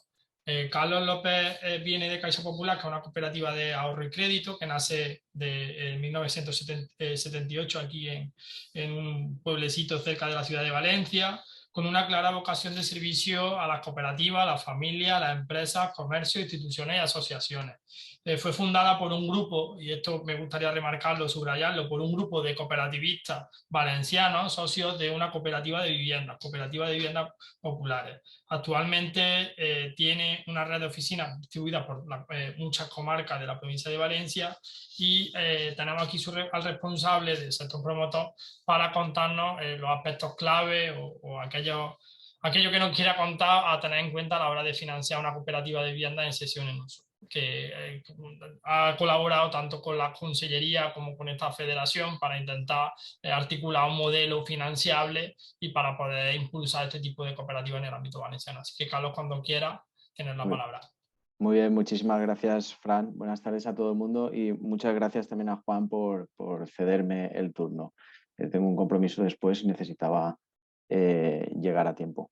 Fran ha hecho una introducción que la verdad es que me ahorra a mí el tener que hacerla, porque ha hecho toda la explicación de Caixa Popular, también que hemos estado trabajando durante varios meses en encontrar un modelo de financiación para esta tipología de promoción inmobiliaria y como comentaba en la introducción del seminario Gemma, es cierto que el modelo de cooperativa de vivienda en cesión de uso pues no tenemos experiencia. Yo como responsable del sector promotor, pues la verdad es que tenemos una dilatada experiencia en financiar cualquier tipo de promoción inmobiliaria e incluso de cooperativa de vivienda, pero en propiedad, nada que ver con la cesión en uso, ¿no? Entonces, para nosotros se nos antojaba algo complejo porque nos rompía el esquema que teníamos y de ahí que hayamos trabajado en ese modelo de financiación. Yo os voy a contar un poco, en resumidas cuentas, cuál es la estructura, ¿no?, de esa financiación que nosotros consensuamos junto a FECOBI y Consellería. No obstante, cualquier oportunidad que pueda surgir, obviamente la analizaremos de manera individualizada y, como os digo, por falta de experiencia no podemos aplicar este modelo que todavía no tenemos una muestra de resultados, ¿vale? Bueno, nosotros instrumentaríamos la financiación como, siendo la cooperativa... Siendo la cooperativa la titular de la financiación, ¿vale? Sí que exigiríamos la intervención como avalistas personales, pero de manera mancomunada por la parte proporcional que les toque por el derecho de uso de la vivienda correspondiente a los cooperativistas. Comentaba también antes David, ¿no?, el tema ese de los avales personales que en un principio le chocaba o les chocó al inicio, ¿no?, de los proyectos, pero que es una muestra, ¿no?, de ese compromiso y que al final pues, da confianza tanto a la entidad financiera como al resto de cooperativistas, ¿no? Luego, ¿qué importe de financiación sería el que nosotros alcanzaríamos? Hasta el 80% del coste total del proyecto. Es decir, que el cooperativista debería de aportar el 20% restante. La disposición del préstamo se haría por certificaciones y siempre y cuando al menos hubiera ya un 80% del total de las viviendas comprometidas a cooperativistas. Y ahora viene, pues, digamos, lo que serían las exigencias, las garantías o los covenants en nuestro caso, ¿no? El cubrir esa garantía que, a diferencia del resto de promociones inmobiliarias, pues en esta tipología o en este modelo no disponemos de la posibilidad de hipotecar el suelo, solo hipotecaríamos el vuelo y entonces tenemos que complementar las garantías. Una forma de complementarlo, que es en el modelo que nosotros al final definimos, era hacer una hipoteca sobre la concesión de la explotación, ¿vale? En este modelo nosotros no contemplábamos, según las reuniones que tuvimos, la intervención de la administración pública avalando las operaciones. Ahora yo sé que se está trabajando en ello o con líneas de avales. Entonces, por eso os digo también que tendríamos que analizar cada proyecto que surgiera. Luego la cooperativa debería constituir y pignorar unos fondos a favor de la entidad, al menos por el valor de 10 mensualidades de esa renta que pagan por el uso de la vivienda. Establecimos un calendario para repartir esas 10 mensualidades para que no fueran de inicio.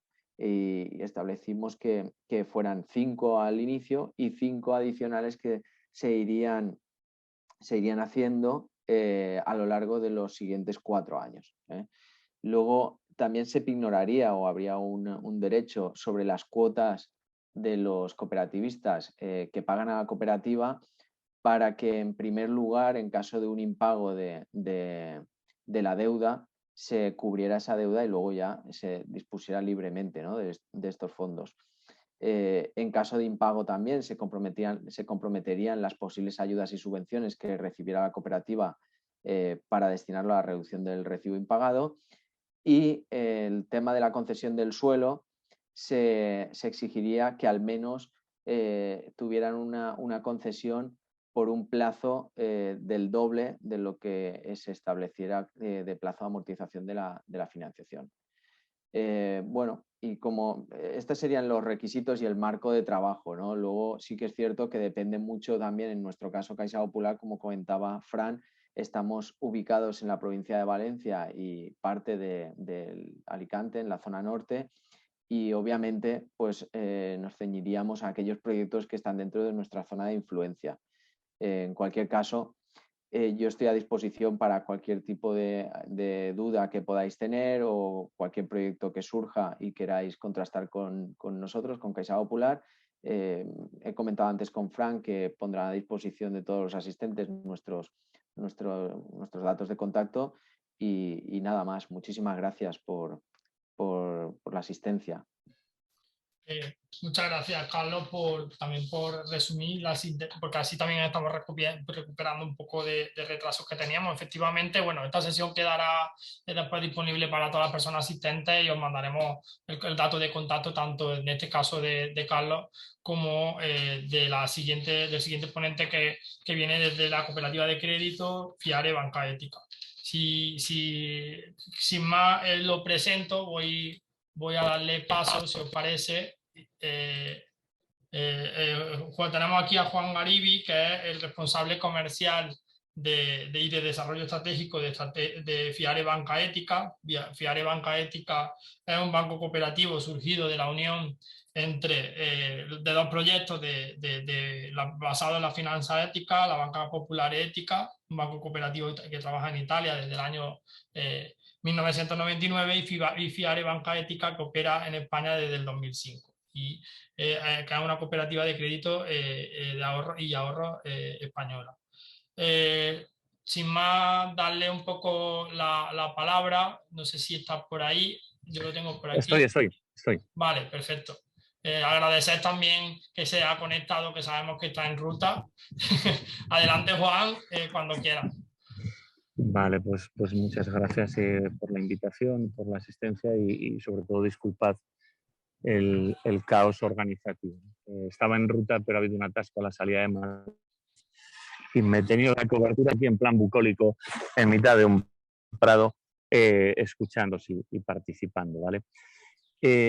Bueno, muy rápidamente, ¿no? Por recuperar el tiempo también y por responder a lo que se nos ha pedido, ¿no? En primer lugar, bueno, en nuestro caso se da un poco la situación opuesta a Caixa Popular, ¿no? Nosotros no tenemos ninguna experiencia en promoción de vivienda clásica ni en vivienda particular. Nuestra única experiencia en vivienda es en financiación de proyectos de vivienda en cooperativas de cesión de uso, ¿no? Por tanto, nos pasa un poco todo lo contrario, ¿no? No tenemos apenas experiencia en el sector más que en este subsector tan puntual, ¿no? A mí sí me parece importante resaltar que llevamos años trabajando en esto, tanto desde un lado como de otro, ¿no? Antes decía David, pues todos los tiras y aflojas que ha habido durante estas relaciones de años con Sostres Civi, con otros, y eso ha permitido al sector estar en un momento que no podría ni soñar, ¿no?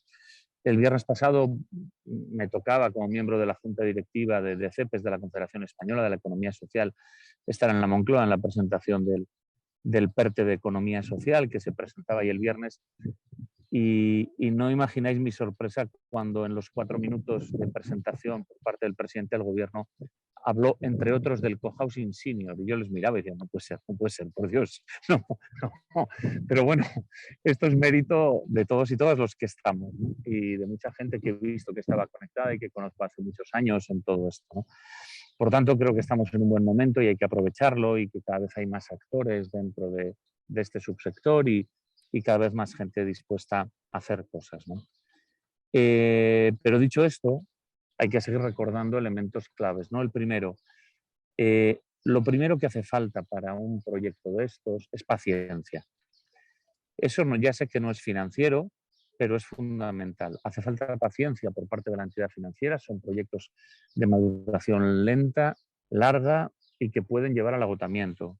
Proyectos que en ocasiones desaparecen y reaparecen, pues porque no ha sido posible en el terreno que se estaba planteando, porque no ha salido esa convocatoria que nos habían prometido desde la administración y hay que volver a empezar. Es como el ave fénix, ¿no? Grupos que se deshacen y se vuelven a rehacer, pero esa paciencia tiene que tenerla el grupo promotor y tiene que tenerla la entidad financiera. Después, no lo digo como provocación, lo digo por convencimiento. El dato menos importante para el plan financiero es el tipo de interés. Desgraciadamente es la primera pregunta que te hacen, ¿no? Y yo, bueno, ahí sí suelo contestar un poco provocador, pues bueno, aquí los del norte somos bastante burros, pero somos buena gente, ¿eh? Y suelo decir cuando me dicen, ¿y el tipo de interés? Digo, bueno, no te preocupes, cuando tengas el 70% de los socios, la parcela, la licencia de obras, etcétera, yo te doy el tipo de interés. No te preocupes que te lo daré, pero no quiero sobrecargarte de información, ¿no? Pero es lo menos importante. El proyecto no lo hace viable o no viable el tipo de interés. Por tanto, en eso no hay que centrarse. ¿En qué hay que centrarse? Bueno, lo primero, en la tipología de la entidad. Cada caso es un mundo, no se parecen en nada. Y eso determina que hay que hacer una financiación a medida de cada caso. Igual que hay que construir un proyecto a medida de cada caso. Y es distinto por el número de personas. No es lo mismo un proyecto de 60 unidades convivenciales que de 10. Por la edad de la gente, por la situación de la gente. Es decir, no es lo mismo proyectos, hablo de experiencias concretas, aunque obviamente no voy a dar los nombres de los proyectos, ¿no? Pero no es lo mismo decir, somos 4, tenemos ya el terreno, estábamos buscando otros 25, que decir, somos 30, llevamos 2 años de convivencia, de construir grupo y ahora vamos a buscar el terreno. Cambia completamente el tipo de grupo y el cómo estructurar ese proyecto. No es lo mismo un grupo que son muchas personas que están buscando terreno y son 40 personas, se encuentran terreno para 18, dicen, bueno, pues vamos a empezar por un proyecto para 18 y los otros 22 continúan buscando otro terreno y se va a seguir incorporando gente, lo que nos da a pensar que hay una lista de espera y, por tanto, si hay bajas, si hay personas que tienen que cambiar de residencia por trabajo, personas, en el caso de la VPO, que antes hablaba David, personas que les suben el sueldo y eso les expulsa de las características VPO durante el proceso de conformación de la cooperativa, personas que desgraciadamente fallecen. Bueno, ¿cómo cubrimos eso? No puede ser un grupo cerrado. ¿Cuál es la cohesión del grupo y la permeabilidad para admitir otras personas externas para llenar estos huecos? ¿Cuál es el atractivo del proyecto para otras personas nuevas? A mí me puede gustar mucho algo bucólico y hemos llegado a la conclusión de que para estas 20 lo mejor es en la punta del monte, pero igual la punta del monte no le gusta a otra gente. Igual generamos una especie de gueto de las personas iniciales que impide que vengan gente después. Y eso financieramente es definitivo, porque el banco tendría que decir no te puedo financiar porque realmente no vais a ser capaces de sustituir las bajas, ¿no? ¿Cuál es el nivel de cohesión del grupo, de participación y de democracia? ¿Cuántas cosas están ya decididas? ¿Cuántas cosas se pueden decidir? Con esto no quiero decir que el ideal es que todo sea democrático y todo sea decisivo. El nivel de democracia políticamente es muy bonito que sea el máximo, operativamente a mayor democracia, menor operatividad. Y tiene que haber un nivel de equilibrio, porque cuánto se va a tardar en tomar todas las decisiones para avanzar, cuánto tiempo podemos esperar como grupo a tener el proyecto cerrado para poder avanzar, ¿no? En función de la cohesión del grupo nos va a dar respuesta a la existencia o no de mecanismos de solidaridad dentro del grupo. Yo he tenido casos de gente que me dice no queremos que analicéis a las personas o unidades convivenciales que están dentro de la cooperativa porque ya seremos la cooperativa los que daremos respuesta y será solidaridad interna. Y digo, vale, bien, pero yo tengo que analizar si hay capacidad económica, aunque sea agregada, para responder al préstamo. Y en cambio hay cooperativas últimamente de manera creciente, es decir, cuanto más se está extendiendo el modelo, más aparecen modelos que no responden a ese diseño puro inicial, que eso no es malo, pero indica que hay otro tipo de respuestas, tanto financieras como sociales, cooperativas, y entonces te dicen, no, yo te doy los datos de todas las personas y si hay alguna que no supera los límites del banco, le decís que lo sentimos mucho, pero que no encaja en el proyecto y nos comunicáis a la cooperativa que esas dos fuera y que busquemos otras. Y digo, hombre, no sé, a mí como banco no me interesa ir expulsando gente de cooperativas. Ya sé que los bancos tenemos muy mala fama, pero añadir más tampoco me parece justo, ¿no? O sea, al poco prestigio que tenemos, malgastarlo así a la primera, pues no lo acabo de ver, ¿no? Después, además de la tipología de la cooperativa, cómo se estructura el proyecto, ¿no? Es muy importante la propiedad del suelo. No es lo mismo un suelo en propiedad que un suelo en derecho de superficie, ¿no? Es verdad que ambos se pueden tasar y se puede hacer una hipoteca sobre uno y sobre otro, pero las tasadoras suelen tasar peor los inmuebles en derecho de superficie y eso nos lleva a veces a valores de tasación muy por debajo del valor de construcción. Y eso es un problema para el banco, porque el banco lo que le guía no es el coste de construcción, sino es el valor de tasación, ¿no? Entonces, bueno, pues habrá que montarlo bien para que no se nos baje el valor de tasación y podamos aguantar. Es muy importante el equilibrio entre el coste total del proyecto y la aportación que hacen las personas socias. A menor aportación de las personas socias, más se convierte en un proyecto del banco. Y el banco no tiene ningún interés en hacerse propietario de un inmueble. Pero eso sí, si lo va a financiar todo el banco, que se haga propietario el banco y no la cooperativa. De manera que el banco diga, ya os alquilo yo y os voy echando si dejáis de pagar. Pero claro, que sea vuestro el inmueble sin poner nada, que lo pongo yo, pues no queda muy equilibrado. Y esto se da en los casos de vivienda, pero en todos los casos, ¿no? El banco al final lo que dice es, bueno, yo apoyo tu proyecto, pero el protagonista eres tú, por tanto, dinero tendrás que poner, ¿no?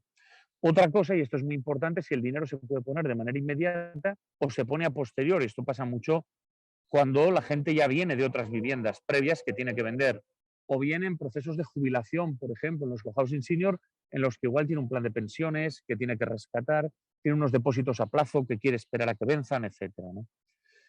Es muy importante cuál es el periodo de construcción, porque a veces son muy largos, a veces necesitas primero un acuerdo con alguien para una cesión de un terreno, luego tienes que ponerlo en marcha, obtener una recalificación urbanística, licencias, y eso igual nos lleva a periodos muy largos de carencia en los que no se puede devolver dinero porque todavía no se está construyendo. Luego es muy importante el importe total, ¿no? Es verdad que los bancos parece que a veces le añadimos ceros a las cosas y todo es igual, ¿no? Es lo mismo 1 millón que 10 millones, es un cero más. Bueno, ya. Pero a mí me tiemblan más las piernas con 10 que con 1. Llamarme cobarde si queréis, pero a mí no me resulta igual un proyecto donde hay 10 unidades convivenciales que donde hay 100. ¿Es un cero más? Sí, pero las posibilidades de problema con 100 son mucho más altas.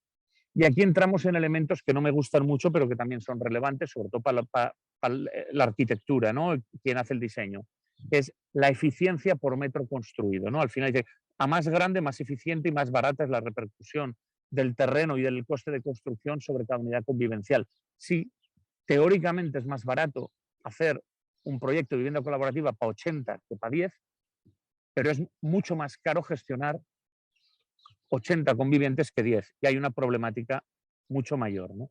Por tanto, bueno, creo que es importante tener en cuenta eso, que a proyecto más grande, más fácil es que se nos caiga el proyecto, ¿no? Y bueno, a partir de ahí, pues a veces lo que hacemos los bancos es llegar a acuerdos con otros bancos para compartir el riesgo, para hacer la mitad cada uno, etcétera, ¿no? Y por último, como último punto, que no quiero ser pesado, está la capacidad individual en relación a la capacidad colectiva, que esto es muy importante. Es decir, hay un ratio que establece el Banco de España, que es el ratio de esfuerzo, que sugiere que nadie pueda pagar por cuotas de acceso a la vivienda más del 35% de sus ingresos netos, ¿no? Esto hay que verificarlo individualmente y que se dé en la mayor parte de las personas que forman parte de un grupo, pero también hay que verificarlo en el conjunto. El grupo tiene que ser fuerte y puede cubrir la debilidad de algunos de sus miembros, pero si los miembros son débiles, hacen un grupo débil y eso lo hace mucho más difícil, ¿no? Aquí también, evidentemente, hay que tener en cuenta pues, ese patrimonio que ya llegará, si se va a vender después, etcétera, ¿no? Pero en todo término, la pregunta fundamental a la que tiene que responder el banco es ¿me lo creo o no me lo creo? Es decir, me han contado un proyecto, esto me parece razonable, quiero financiarlo, pues a partir de ahí nos sentamos, tú te crees que quieres trabajar con este banco, yo me creo que quiero ser el banco de este proyecto tan bonito, diseñamos algo conjuntamente y avanzamos. Creo que las soluciones cerradas no suelen funcionar porque cada proyecto es un mundo y cada banco es un mundo. Y es mejor, bueno, pues hacer un noviazgo, llegar a un acuerdo, unas arras, una ceremonia ante notario, en este caso en vez de ante cura, y con eso empezar a funcionar. Y a partir de ahí, pues ir solucionando las dificultades que se producen y en algún momento pues se finalizará el pago del préstamo y pues pasaremos a otra, ¿no? Ese es más o menos el esquema de funcionamiento. Vale, muchas gracias, Juan, también por el esfuerzo de síntesis. Si os parece, ahora mismo estamos en tiempo recuperando lo que habíamos perdido. Lo que pasa es que, si os parece, vamos a dar paso a algunas preguntas, si os parece bien. Tengo un par de preguntas localizadas del chat de anteriormente, y si os parece bien, las preguntas que hagáis las podéis ir poniendo por el chat y yo filtraré aquellas que también no se han respondido ya o demás, para intentar un poco también respetar un poco el tiempo de los siguientes ponentes. Entonces tengo la primera pregunta para David, y es una pregunta clave, ¿no? Que nos pregunta un compañero de la cooperativa que viene ahora después. Dice, ¿la cuota de uso incluye la amortización de préstamos? En caso afirmativo, ¿iría a capital social? ¿O esa parte cómo se gestiona, ¿no? Y creo que es un poco la pregunta clave en este tema. No sé si David, si nos puedes dar una pincelada sobre ello.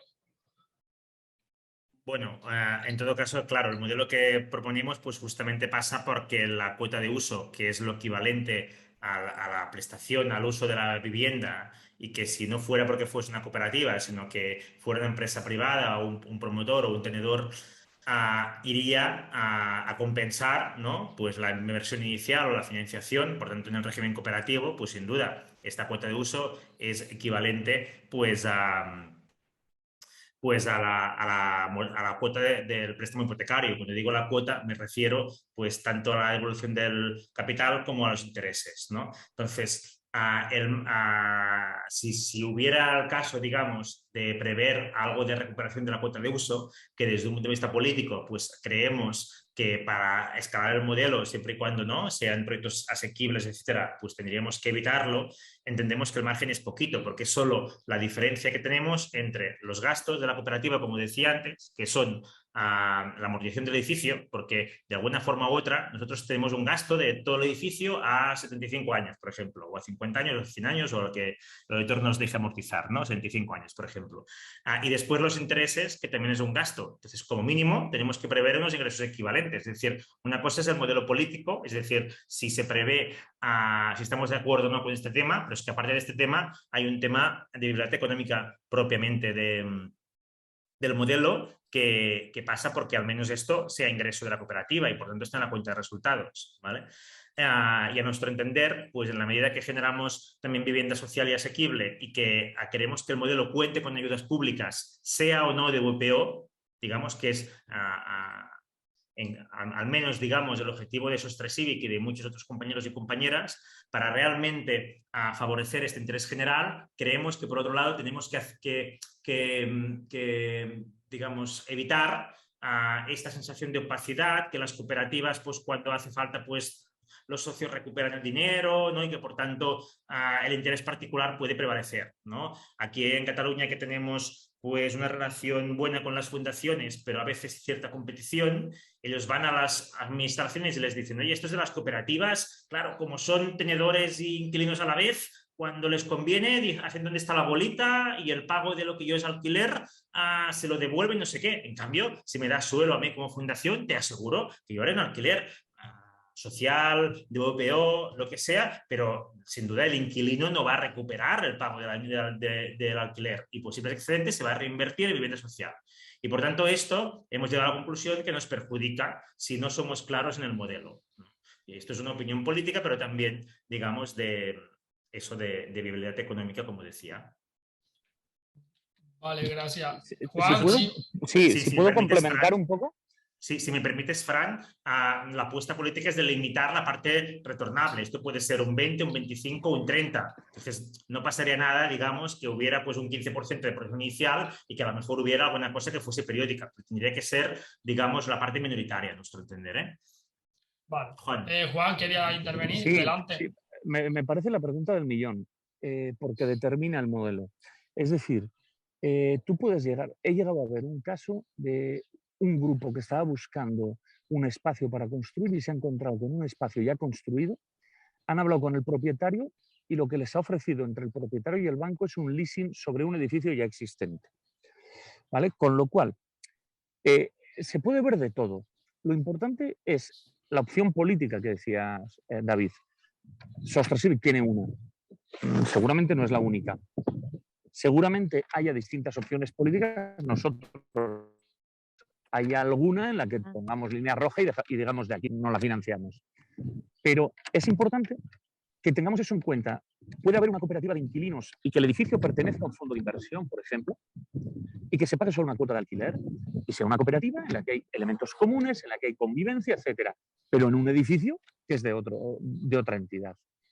Sin embargo, cuando estamos diciendo que a la vez somos inquilinos y pagamos una cuota de alquiler y a la vez somos propietarios y pagamos a la cooperativa un importe que la cooperativa se lo paga al banco, no es porque estamos pagando parte de un préstamo, es porque estamos accediendo a la propiedad colectiva de un inmueble.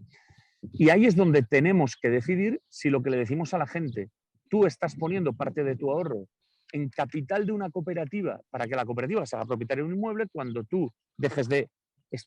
Perdón. Sí, se me ha caído la cobertura igual. Sí. Ahí ya puedes perdonar. ¿Desde dónde? Dices, desde soy Juan Garibi y estoy aquí. No. Vale. No, digo que hay modelos de todos los tipos, pero realmente estamos mezclando dos elementos. El acceso al uso de un bien y el acceso a la propiedad de un bien. Para acceder a la propiedad se está financiando a través de un banco. Y entonces, cuando le das dinero a la cooperativa, no es para pagar un préstamo a un banco como si fuera un problema bancario.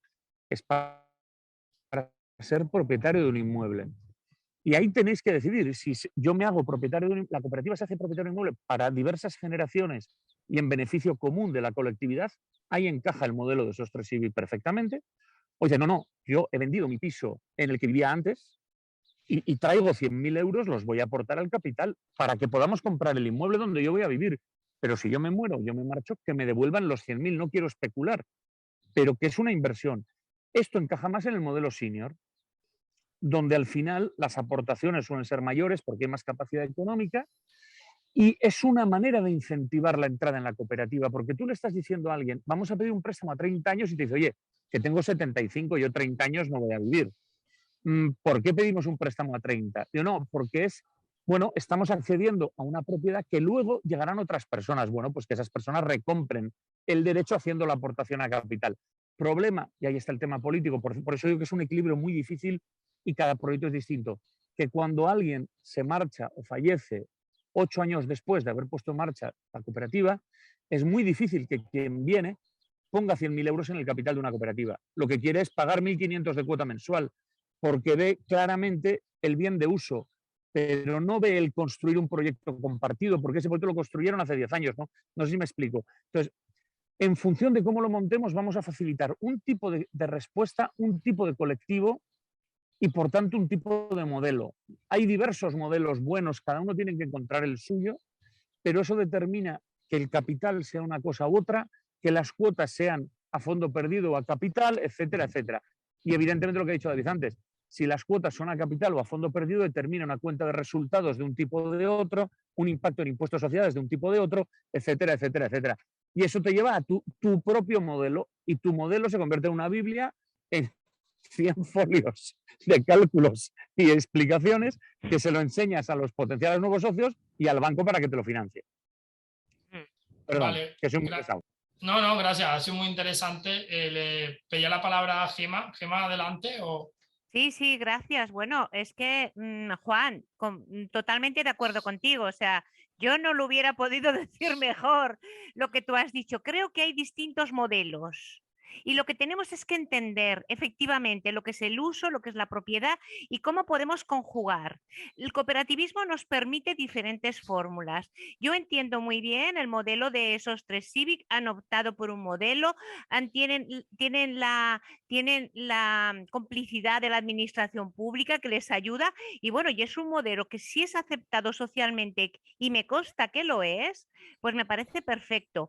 Pero yo siempre he defendido que hay otros posibles modelos, porque dentro del cooperativismo yo quiero dar 2 datos, ¿vale? 2 datos. Cuando decimos que una cooperativa no tiene ánimo de lucro, lo que quiere decir es que no se beneficia a costa de la actividad que desarrolla con sus socios.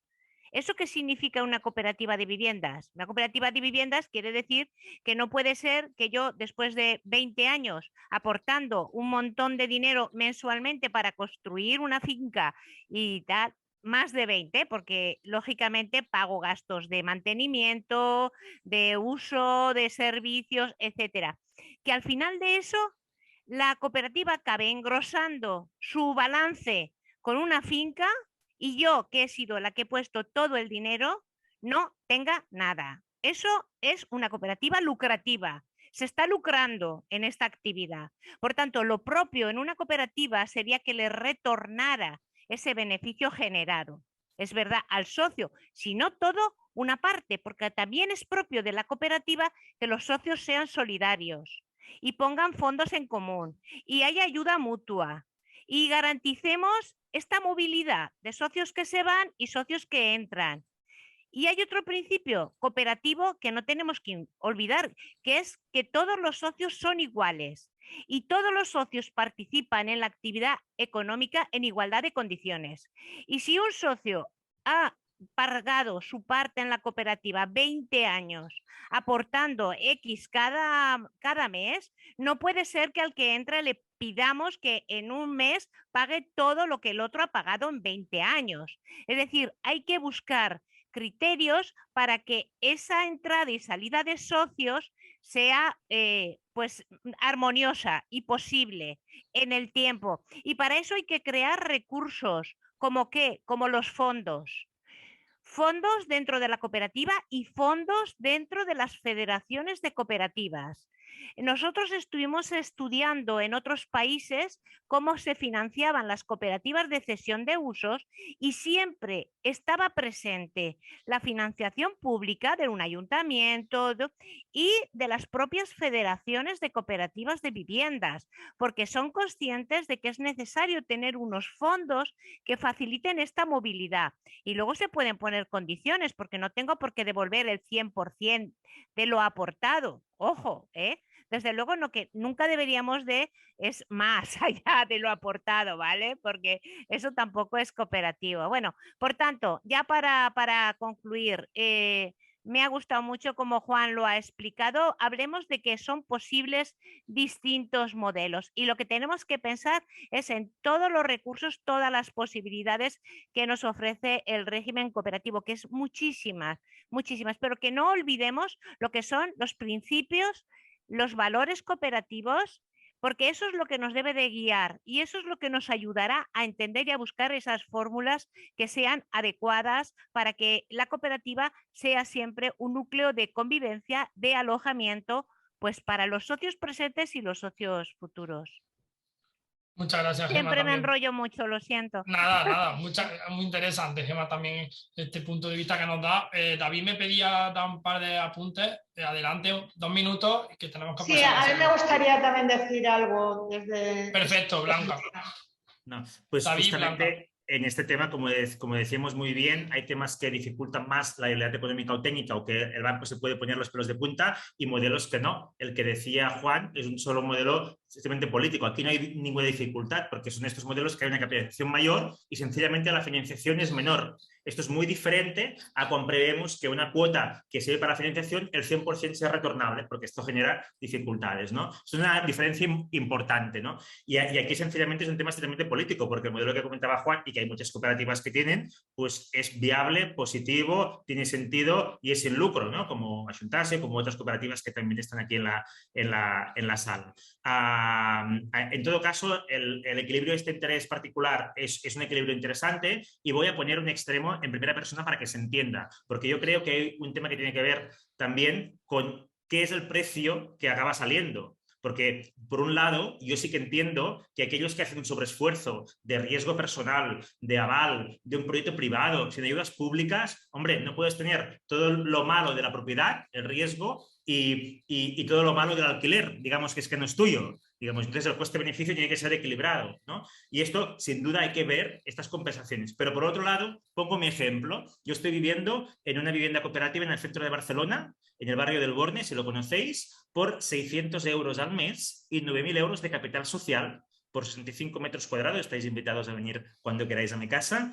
9.600, 620, que tengo uso de la terraza, un espacio comunitario, internet comunitaria, clima, tengo las placas térmicas y la calefacción de agua caliente va incluida, etcétera, etcétera, etcétera. Entonces, ¿sería justo que yo, que estoy pagando 600 euros al mes en el centro de Barcelona, todo incluido, o hubiera una parte de la cuota que sea retornable? Entonces, creo que también el coste-beneficio y la asequibilidad tienen que tener una correspondencia en este equilibrio de interés particular y colectivo. A mi entender, como ciudadano, si el ayuntamiento encima me hace una bonificación del IBI y después yo de estos 600 me devuelven 200, es que como ciudadano encontraría que esto es digamos, pues un mal uso de dinero público. Entonces, este equilibrio es básico, sobre todo cuando hay colaboración pública en este caso, ¿no? Gracias. Muchas gracias, David. Blanca, adelante cuando activa tu micrófono.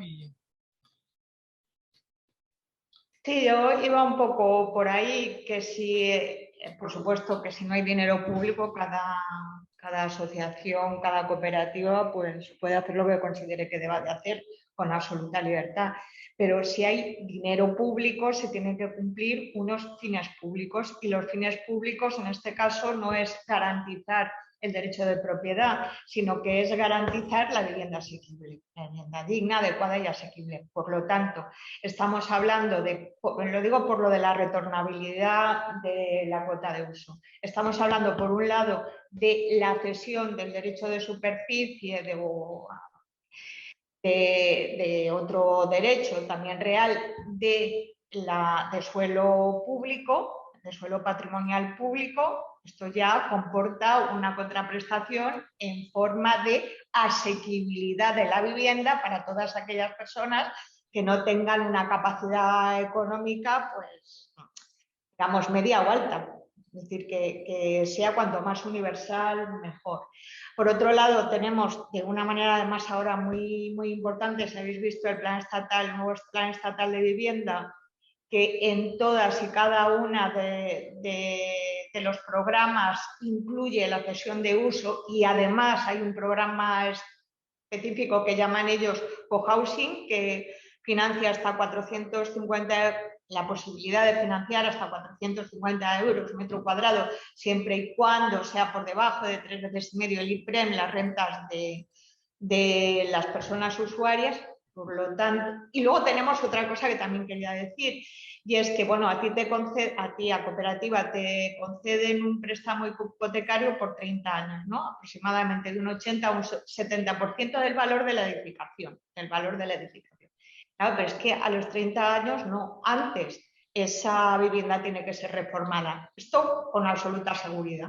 Por lo tanto, la cuota de uso, que en principio equivaldría a la cuota hipotecaria, que desde luego estaría por debajo aplicando bonificaciones y aplicando beneficios fiscales, que estaría por debajo, por ejemplo, de un alquiler medio bajo, yo no entiendo que eso tenga que ser retornable. El capital inicial, sí.